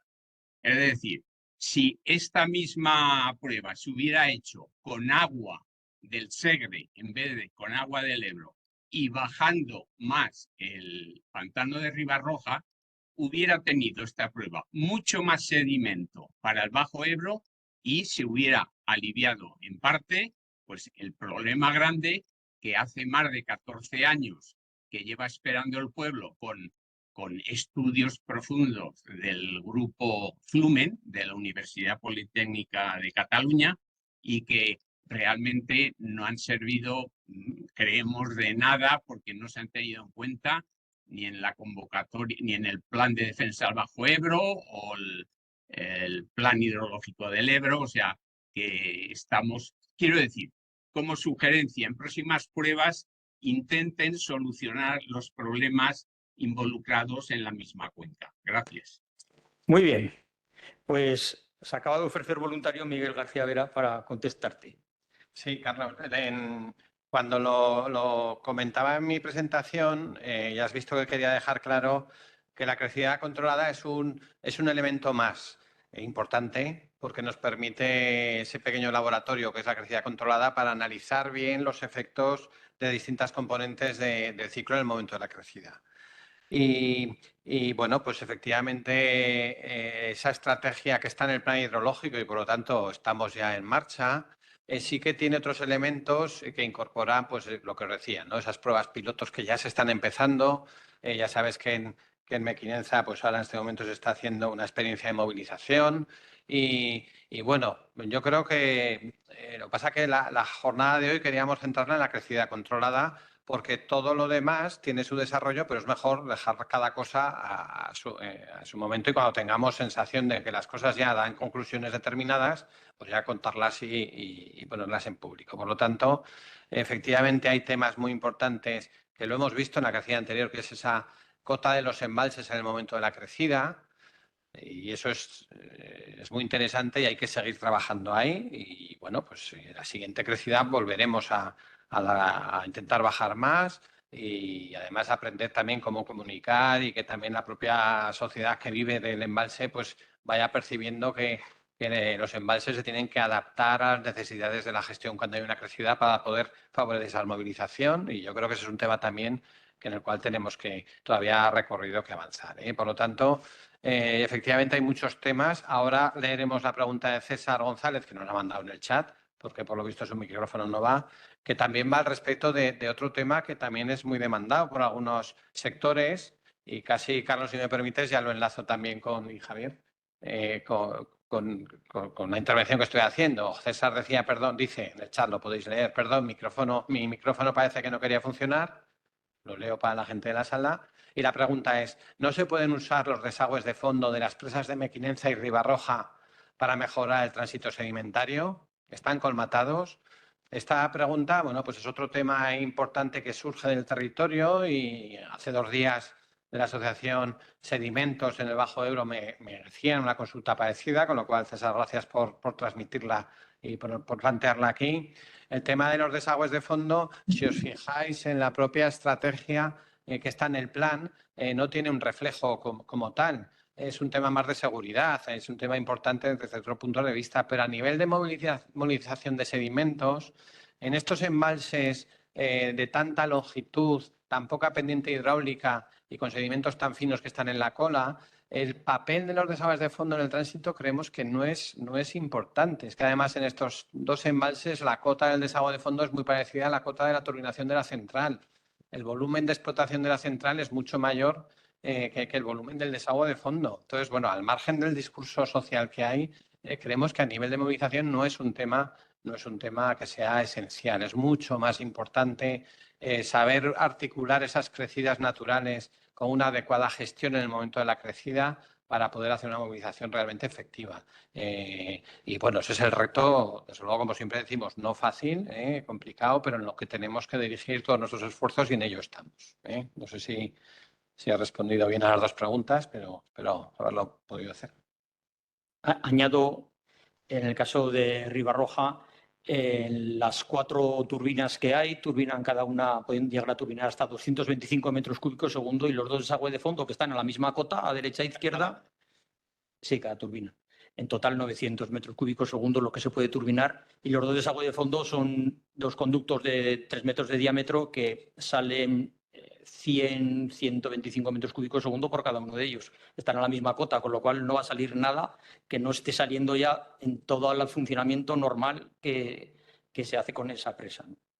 Y en el caso de Mequinenza, cuando se han abierto los desagües de fondo, no ha salido absolutamente nada, porque los sedimentos están muchísimos kilómetros aguas arriba de la presa. Y bueno, eso ya lo sabíamos por las batimetrías que hay del embalse. Quiero decir que la realidad es la que es, y los embalses, pues tan largos, pues funcionan como funcionan. ¿Más preguntas? A ver. ¿Quién? Perdón. Xavier Puyol. Xavier Puyol, del CAP. Hola, buenos días a todos. No sé si me oís bien, pero bueno, tengo algún problema para seguir toda la interesante webinar. Y bueno, muy interesante, lógicamente, todos los trabajos que se están realizando y con estas vueltas. Xavier, se te oye un poco bajo. ¿Puedes acercarte más o chillar un poco más? Es que he tenido problemas. A ver si me oís bien. ¿Me oís bien ahora? ¿Mejor? Un poco Mejor. Tengo problemas con los micrófonos y con toda la historia. Yo creo que si chillas un poco ya te entenderemos bien, ¿eh? A ver, bueno, pues felicitaros por los trabajos. Siento que tengo problemas de la conexión, pero un poco poner encima de la mesa, que aparte del excelente trabajo que hacéis, poner encima de la mesa pues la experiencia nuestra en esta suelta, que es una experiencia de, digamos, de captación del abastecimiento, de protección del abastecimiento en la parte baja del Ebro. Entonces, solamente comentar que nosotros estuvimos 14 horas parados sin captar un poco para laminar esa medida con sedimento, ¿no? Para evitar que pues, la captación tuviese con la cuanta de tratamiento que tenemos en la ampolla y nuestros consorciados, pues, con referencia a 800.000 personas que dependen de este abastecimiento, pues que tuvimos la planta parada durante estas horas, que sabiéndolo con tiempo, pues no repercute en nada absolutamente, porque tuvimos la precaución, pues lógicamente, con la previsión de desembalse y con las alturas y los sedimentos de los de 50 MTUs, pues de Tupider, pues decidimos parar para no, digamos, ensuciar excesivamente la contaminación. No sé si me habéis seguido o no, pero... Sabes, se te escucha y la verdad es que muy bajito. No sé si estabas diciendo que estabas diciendo que cuando haya un periodo de crecida controlada que avisemos a los abastecimientos para que tomen medidas. ¿Era eso lo que querías decir? Ese se te oye muy bajito. Quería decir esto un poco porque, bueno, nosotros ya estamos avisados, lógicamente, y entonces tomamos precauciones y lo que ponía de relieve es que durante 14 horas estuvimos con la captación parada para laminar esta digamos, proyección de sedimentos que había en torno a estas horas que duró pues esta controlado, esta avenida controlada que tenía desde la Confederación. Sí, Xavier. Un poco por la sala, hay un sistema de avisos cuando se hacen estas crecidas. Se avisa a todo el mundo. Además, Protección Civil y Endesa comunican a todos los ayuntamientos, nosotros también a organizaciones recreativas, a asociaciones medioambientales, en fin. Descubrimos que hay unos más que se quieren incorporar a los avisos. Bueno, pues ya les incorporamos, pero creo que hay un buen sistema de avisos. ¿Más preguntas? Aquí en la sala. Agustín Monteliva.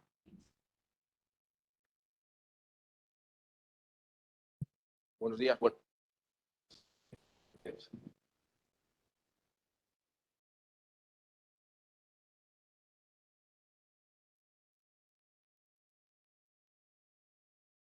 ¿Sí?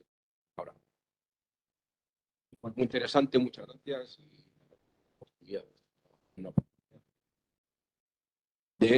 Una oportunidad de todo tipo, tanto de gestión como científica.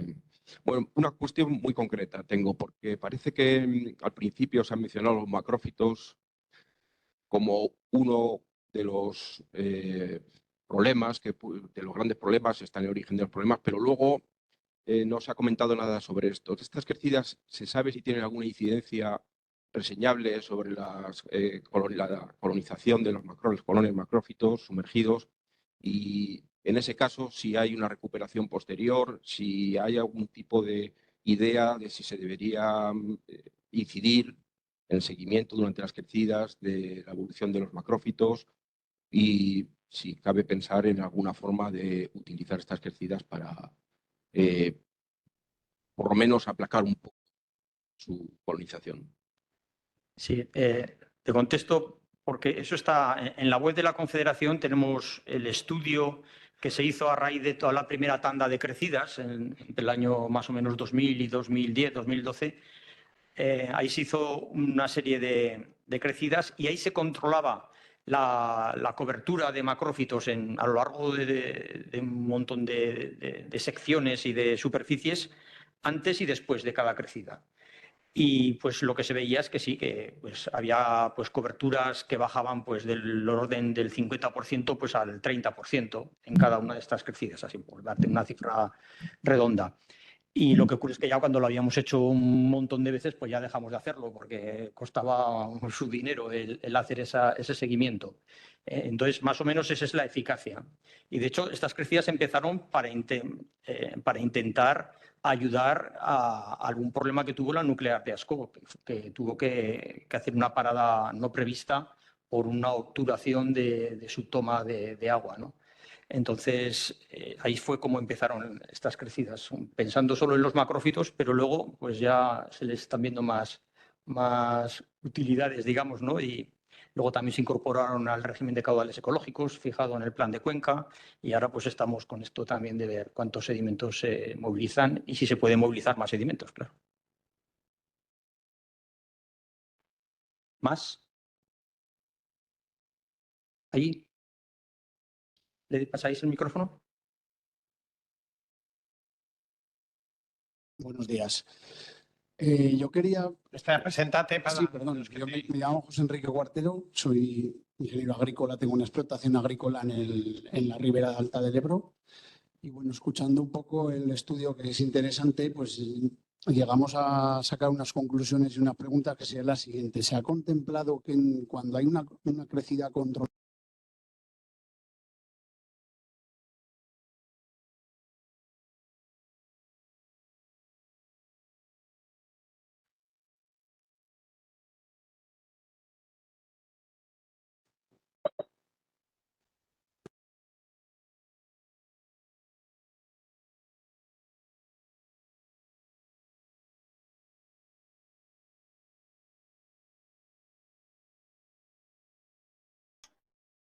Javier, no se oye al interviniente.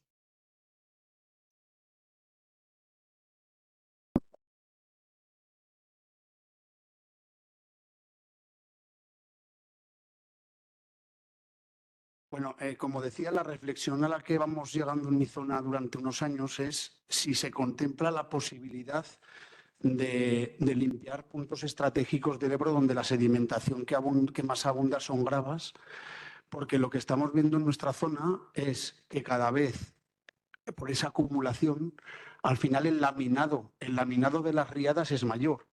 Al haber una mayor laminación de hectáreas que el agua cubre, lo que hemos visto, por ejemplo, en un gráfico que ha presentado un compañero es la cantidad de fósforo y nitrógeno que sube en la riada. Eso está claro. Las riadas de febrero y marzo lo que arrastran son fósforos de los abonos de fondo de los cereales, fósforo de los alfalfas, que eso no se puede evitar porque no podemos evitar echar fertilizante, purines de las granjas porque los campos están con purín, pero claro, eso no se puede evitar. Pero si nosotros aportamos esa cantidad de nitrógeno, estamos haciendo que también estos macrófitos les estamos dando alimento para que prosperen en el cauce.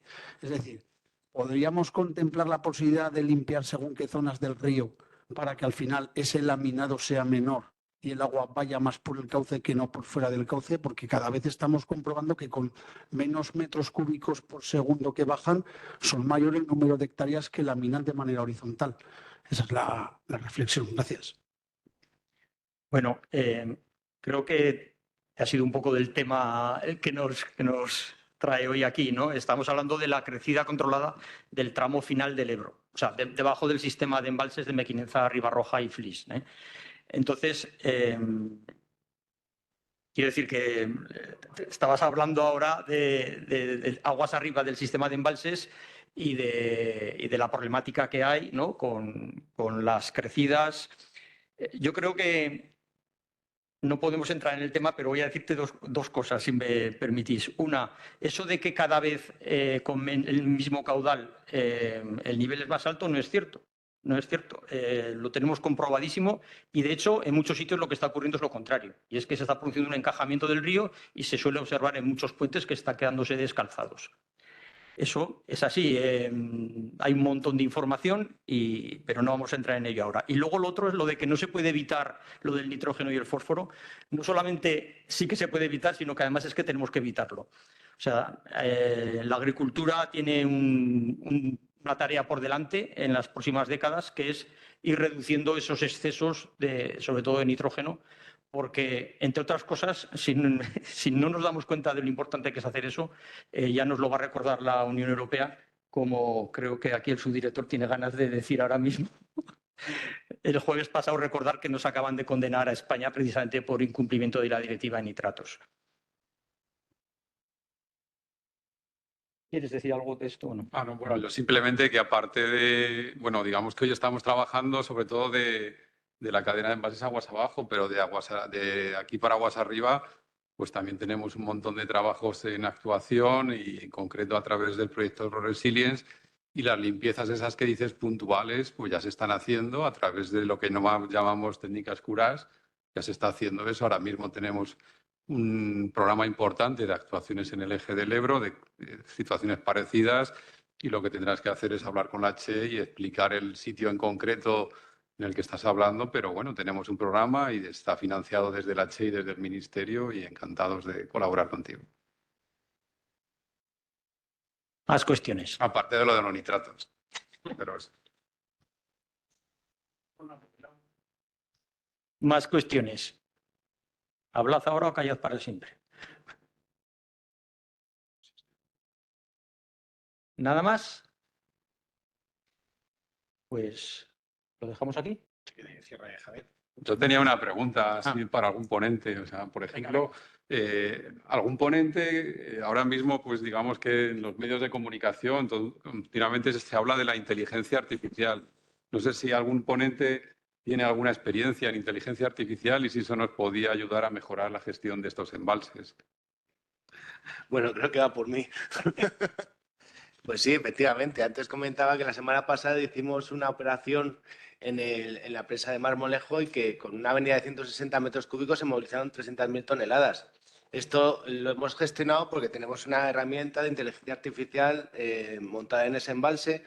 Se calibró con 11 batimetrías, durante un trabajo pues ya llevamos casi 8 años, y con ese trabajo lo que sí que tenemos ahora es en tiempo real el volumen de sedimento que entra en el embalse, y podemos saber con diferentes gestiones de compuertas cómo arrastrar más sedimento o menos sedimento, y es una idea que yo creo que en este caso nos va a venir muy bien, ¿no? Yo creo que es algo a lo que tenemos que tender, desarrollar una herramienta también calibrada con Machine Learning para poder saber en tiempo real qué sedimento está ahora circulando en la desembocadura del río y cómo gestionar mejor los embalses para optimizar esa gestión de transporte, ¿no? Yo creo que al final el tema de los macrófitos se solucionará en el momento en el que consigamos que las turbideces en el río no sean compatibles con los macrófitos, aparte del alimento, por supuesto, que le dan los nitrógenos, ¿no? Pero una medida a largo plazo es intentar tener un curso bajo del río Ebro mucho más natural, con una hidromorfología mucho más restaurada, con concentraciones de sedimento de suspensión más elevadas y, bueno, pues, y con unas formas de lecho pues, más normales, y con un transporte y un aporte al delta que sea pues más elevado. Muy bien, muchas gracias. Pero supongo que ese embalse de Marmolejo no tendrá tantos kilómetros. No, efectivamente, pero bueno, tenemos aquí Flix, que da mucho juego. Yo creo que se puede gestionar con... No, hombre, no. Sí. Y luego... ¿Qué ha dicho? Y bueno, pues nada, si alguien quiere opinar... Yo creo que, digamos que en el tema de Marmolejo también, pues la situación de la cuenca es muy distinta. Allí en el Guadalquivir hay un olivar totalmente que arrasa cualquier tipo de planta que nace en la cuenca, y por lo tanto, pues la erosión que hay en Andalucía y en la cuenca del Guadalquivir, pues si no me equivoco, es bestial, ¿no? Y sobre todo que allí, si el embalse tiene un nivel de sedimentación por encima de un determinado umbral, como venga una riada, se inunda Andújar, con lo cual es fundamental controlar la sedimentación de ese embalse, ¿no? Bueno, en cada caso hay que desarrollar herramientas que permitan adaptarse a los problemas de cada sitio. No se pueden extrapolar directamente, pero desde luego son herramientas que sí que nos van a venir a ayudar. Sí, si me permitís una pregunta para David. ¿En cuánto tiempo se consiguió movilizar 300.000 toneladas con 160 metros cúbicos por segundo? Pues en 4 días, 5 días. Vale. Pues por calcular un poco las concentraciones, porque realmente los datos son espectaculares. Ya, pero es que ahora me estoy acordando de haber escuchado una vez una ponencia sobre esto.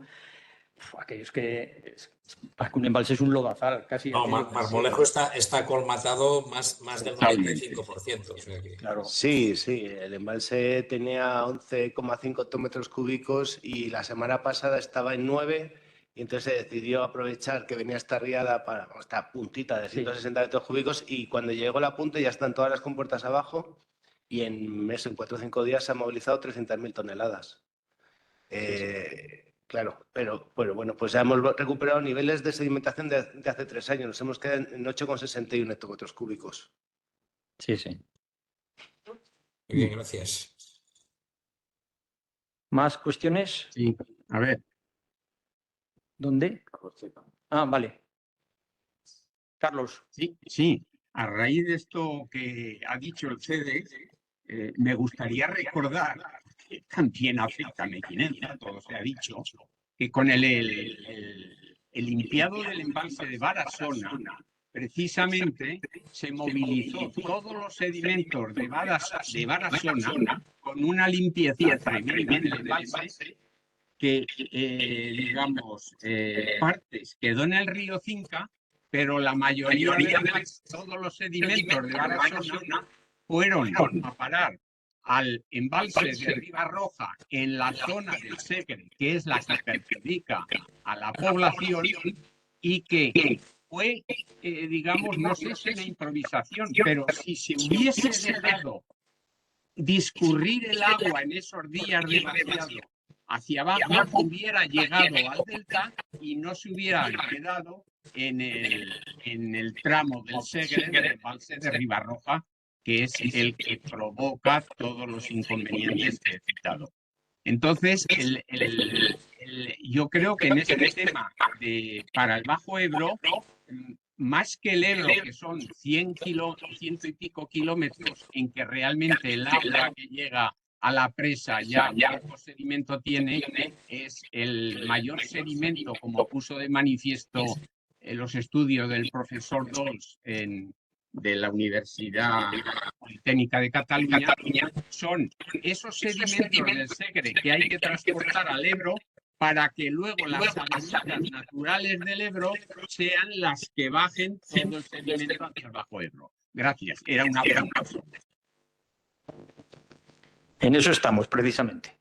Aquí veo a Lorenzo Polanco que me hacía gestos. Ya sabéis que estamos en ello y se está en una fase experimental, haciendo pruebas con diferentes tipos de dragado, y la idea es precisamente aportar esos sedimentos al cauce del Segre para luego aprovechar alguna crecida natural que puedan meterlos en el embalse de Ribarroja y luego, si no es natural, pues igual inducida desde el embalse de Mequinenza, que pueda ir desplazándose hacia la presa de Ribarroja y continuar río abajo. Pero eso está en una fase pues, de experimentación en este momento y pues esperamos de aquí a 1 o 2 años pues, poder hacer otra sesión como esta en la que pues, se vea cuál es la mejor solución y en fin, hay que tener un poquito de paciencia. De todas formas, quería aclarar que lo de Barasona no fue una limpieza del embalse, fue una reparación de los desagües de fondo que estaban totalmente obstruidos y que había problemas, se podía correr riesgo de problemas de seguridad. Entonces, hubo que vaciarlo para cambiar los desagües de fondo y estando vacío el embalse, vino una crecida y esa fue la que provocó tal cantidad de arrastre de sedimentos. Pero claro, el poder vaciar un embalse es algo que los gestores del agua no es fácil, bueno, es casi imposible, ¿no? Cada vez que se mueven a veces los niveles de los embalses hay muchísimas quejas de otros usuarios pues, que toman del embalse, que no quieren que los niveles estén bajos, que quieren también hacer otro tipo de usos recreativos, hasta los pescadores se suelen quejar. Quiero decir que no es tan sencillo lo de mover los niveles de los embalses. Por supuesto que los embalses están pensados sobre todo para guardar agua y hay usuarios aguas abajo que quieren verlos siempre lo más lleno posible para tener garantizado su uso, ¿no? En fin, no es tan sencillo, pero bueno, a base de coordinarnos y de hacer pruebas, pues igual que se ha hecho esa prueba de bajar 1,5 metros, pues igual en la siguiente pues conseguimos bajar pues 2,5 metros o algo así y ir haciendo pruebas. ¿Quieres terminar, Javier, la jornada? Unas palabras de esperanza. Por nuestra parte, sí que deciros que en la medida de lo posible, pues siempre tratamos de ir de la mano de los científicos, que al final son quienes nos deben guiar. Y en todo caso, pues yo creo que hay 2 ideas que tenemos que transmitir. Primero, que los procesos administrativos son lentos, que poner de acuerdo a todo el mundo es muy lento.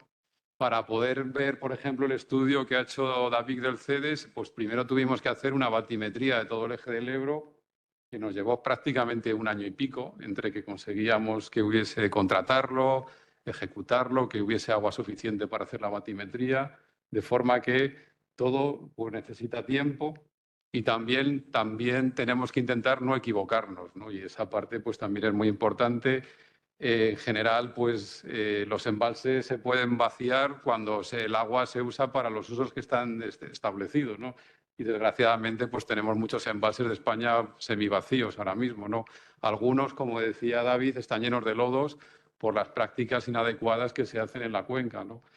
Pero en general, pues desgraciadamente, cuando se han bajado los embalses, por ejemplo, os acordaréis, hace un par de veranos o 3 veranos que se bajaron mucho los embalses hidroeléctricos en la cuenca del Duero, pues por la producción hidroeléctrica, pues eso causó innumerables problemas también en los pequeños abastecimientos de los pueblos del entorno de Castilla y León que vivían de esas cotas de los embalses, ¿no? De forma que la gestión del agua, como bien sabéis, es muy complicada y en general pues somos pocos, pero no cobardes, eso desde luego que no, pero sí que deciros que los tiempos administrativos pues son también los que hay, ¿no? Y en todo caso, pues sí que mañana iremos a Mequinenza a ver el bombeo de los lodos que estamos haciendo allí. Entonces, también un poco de optimismo. Y bueno, pues en general yo creo que irá todo bien y muchas gracias por todo.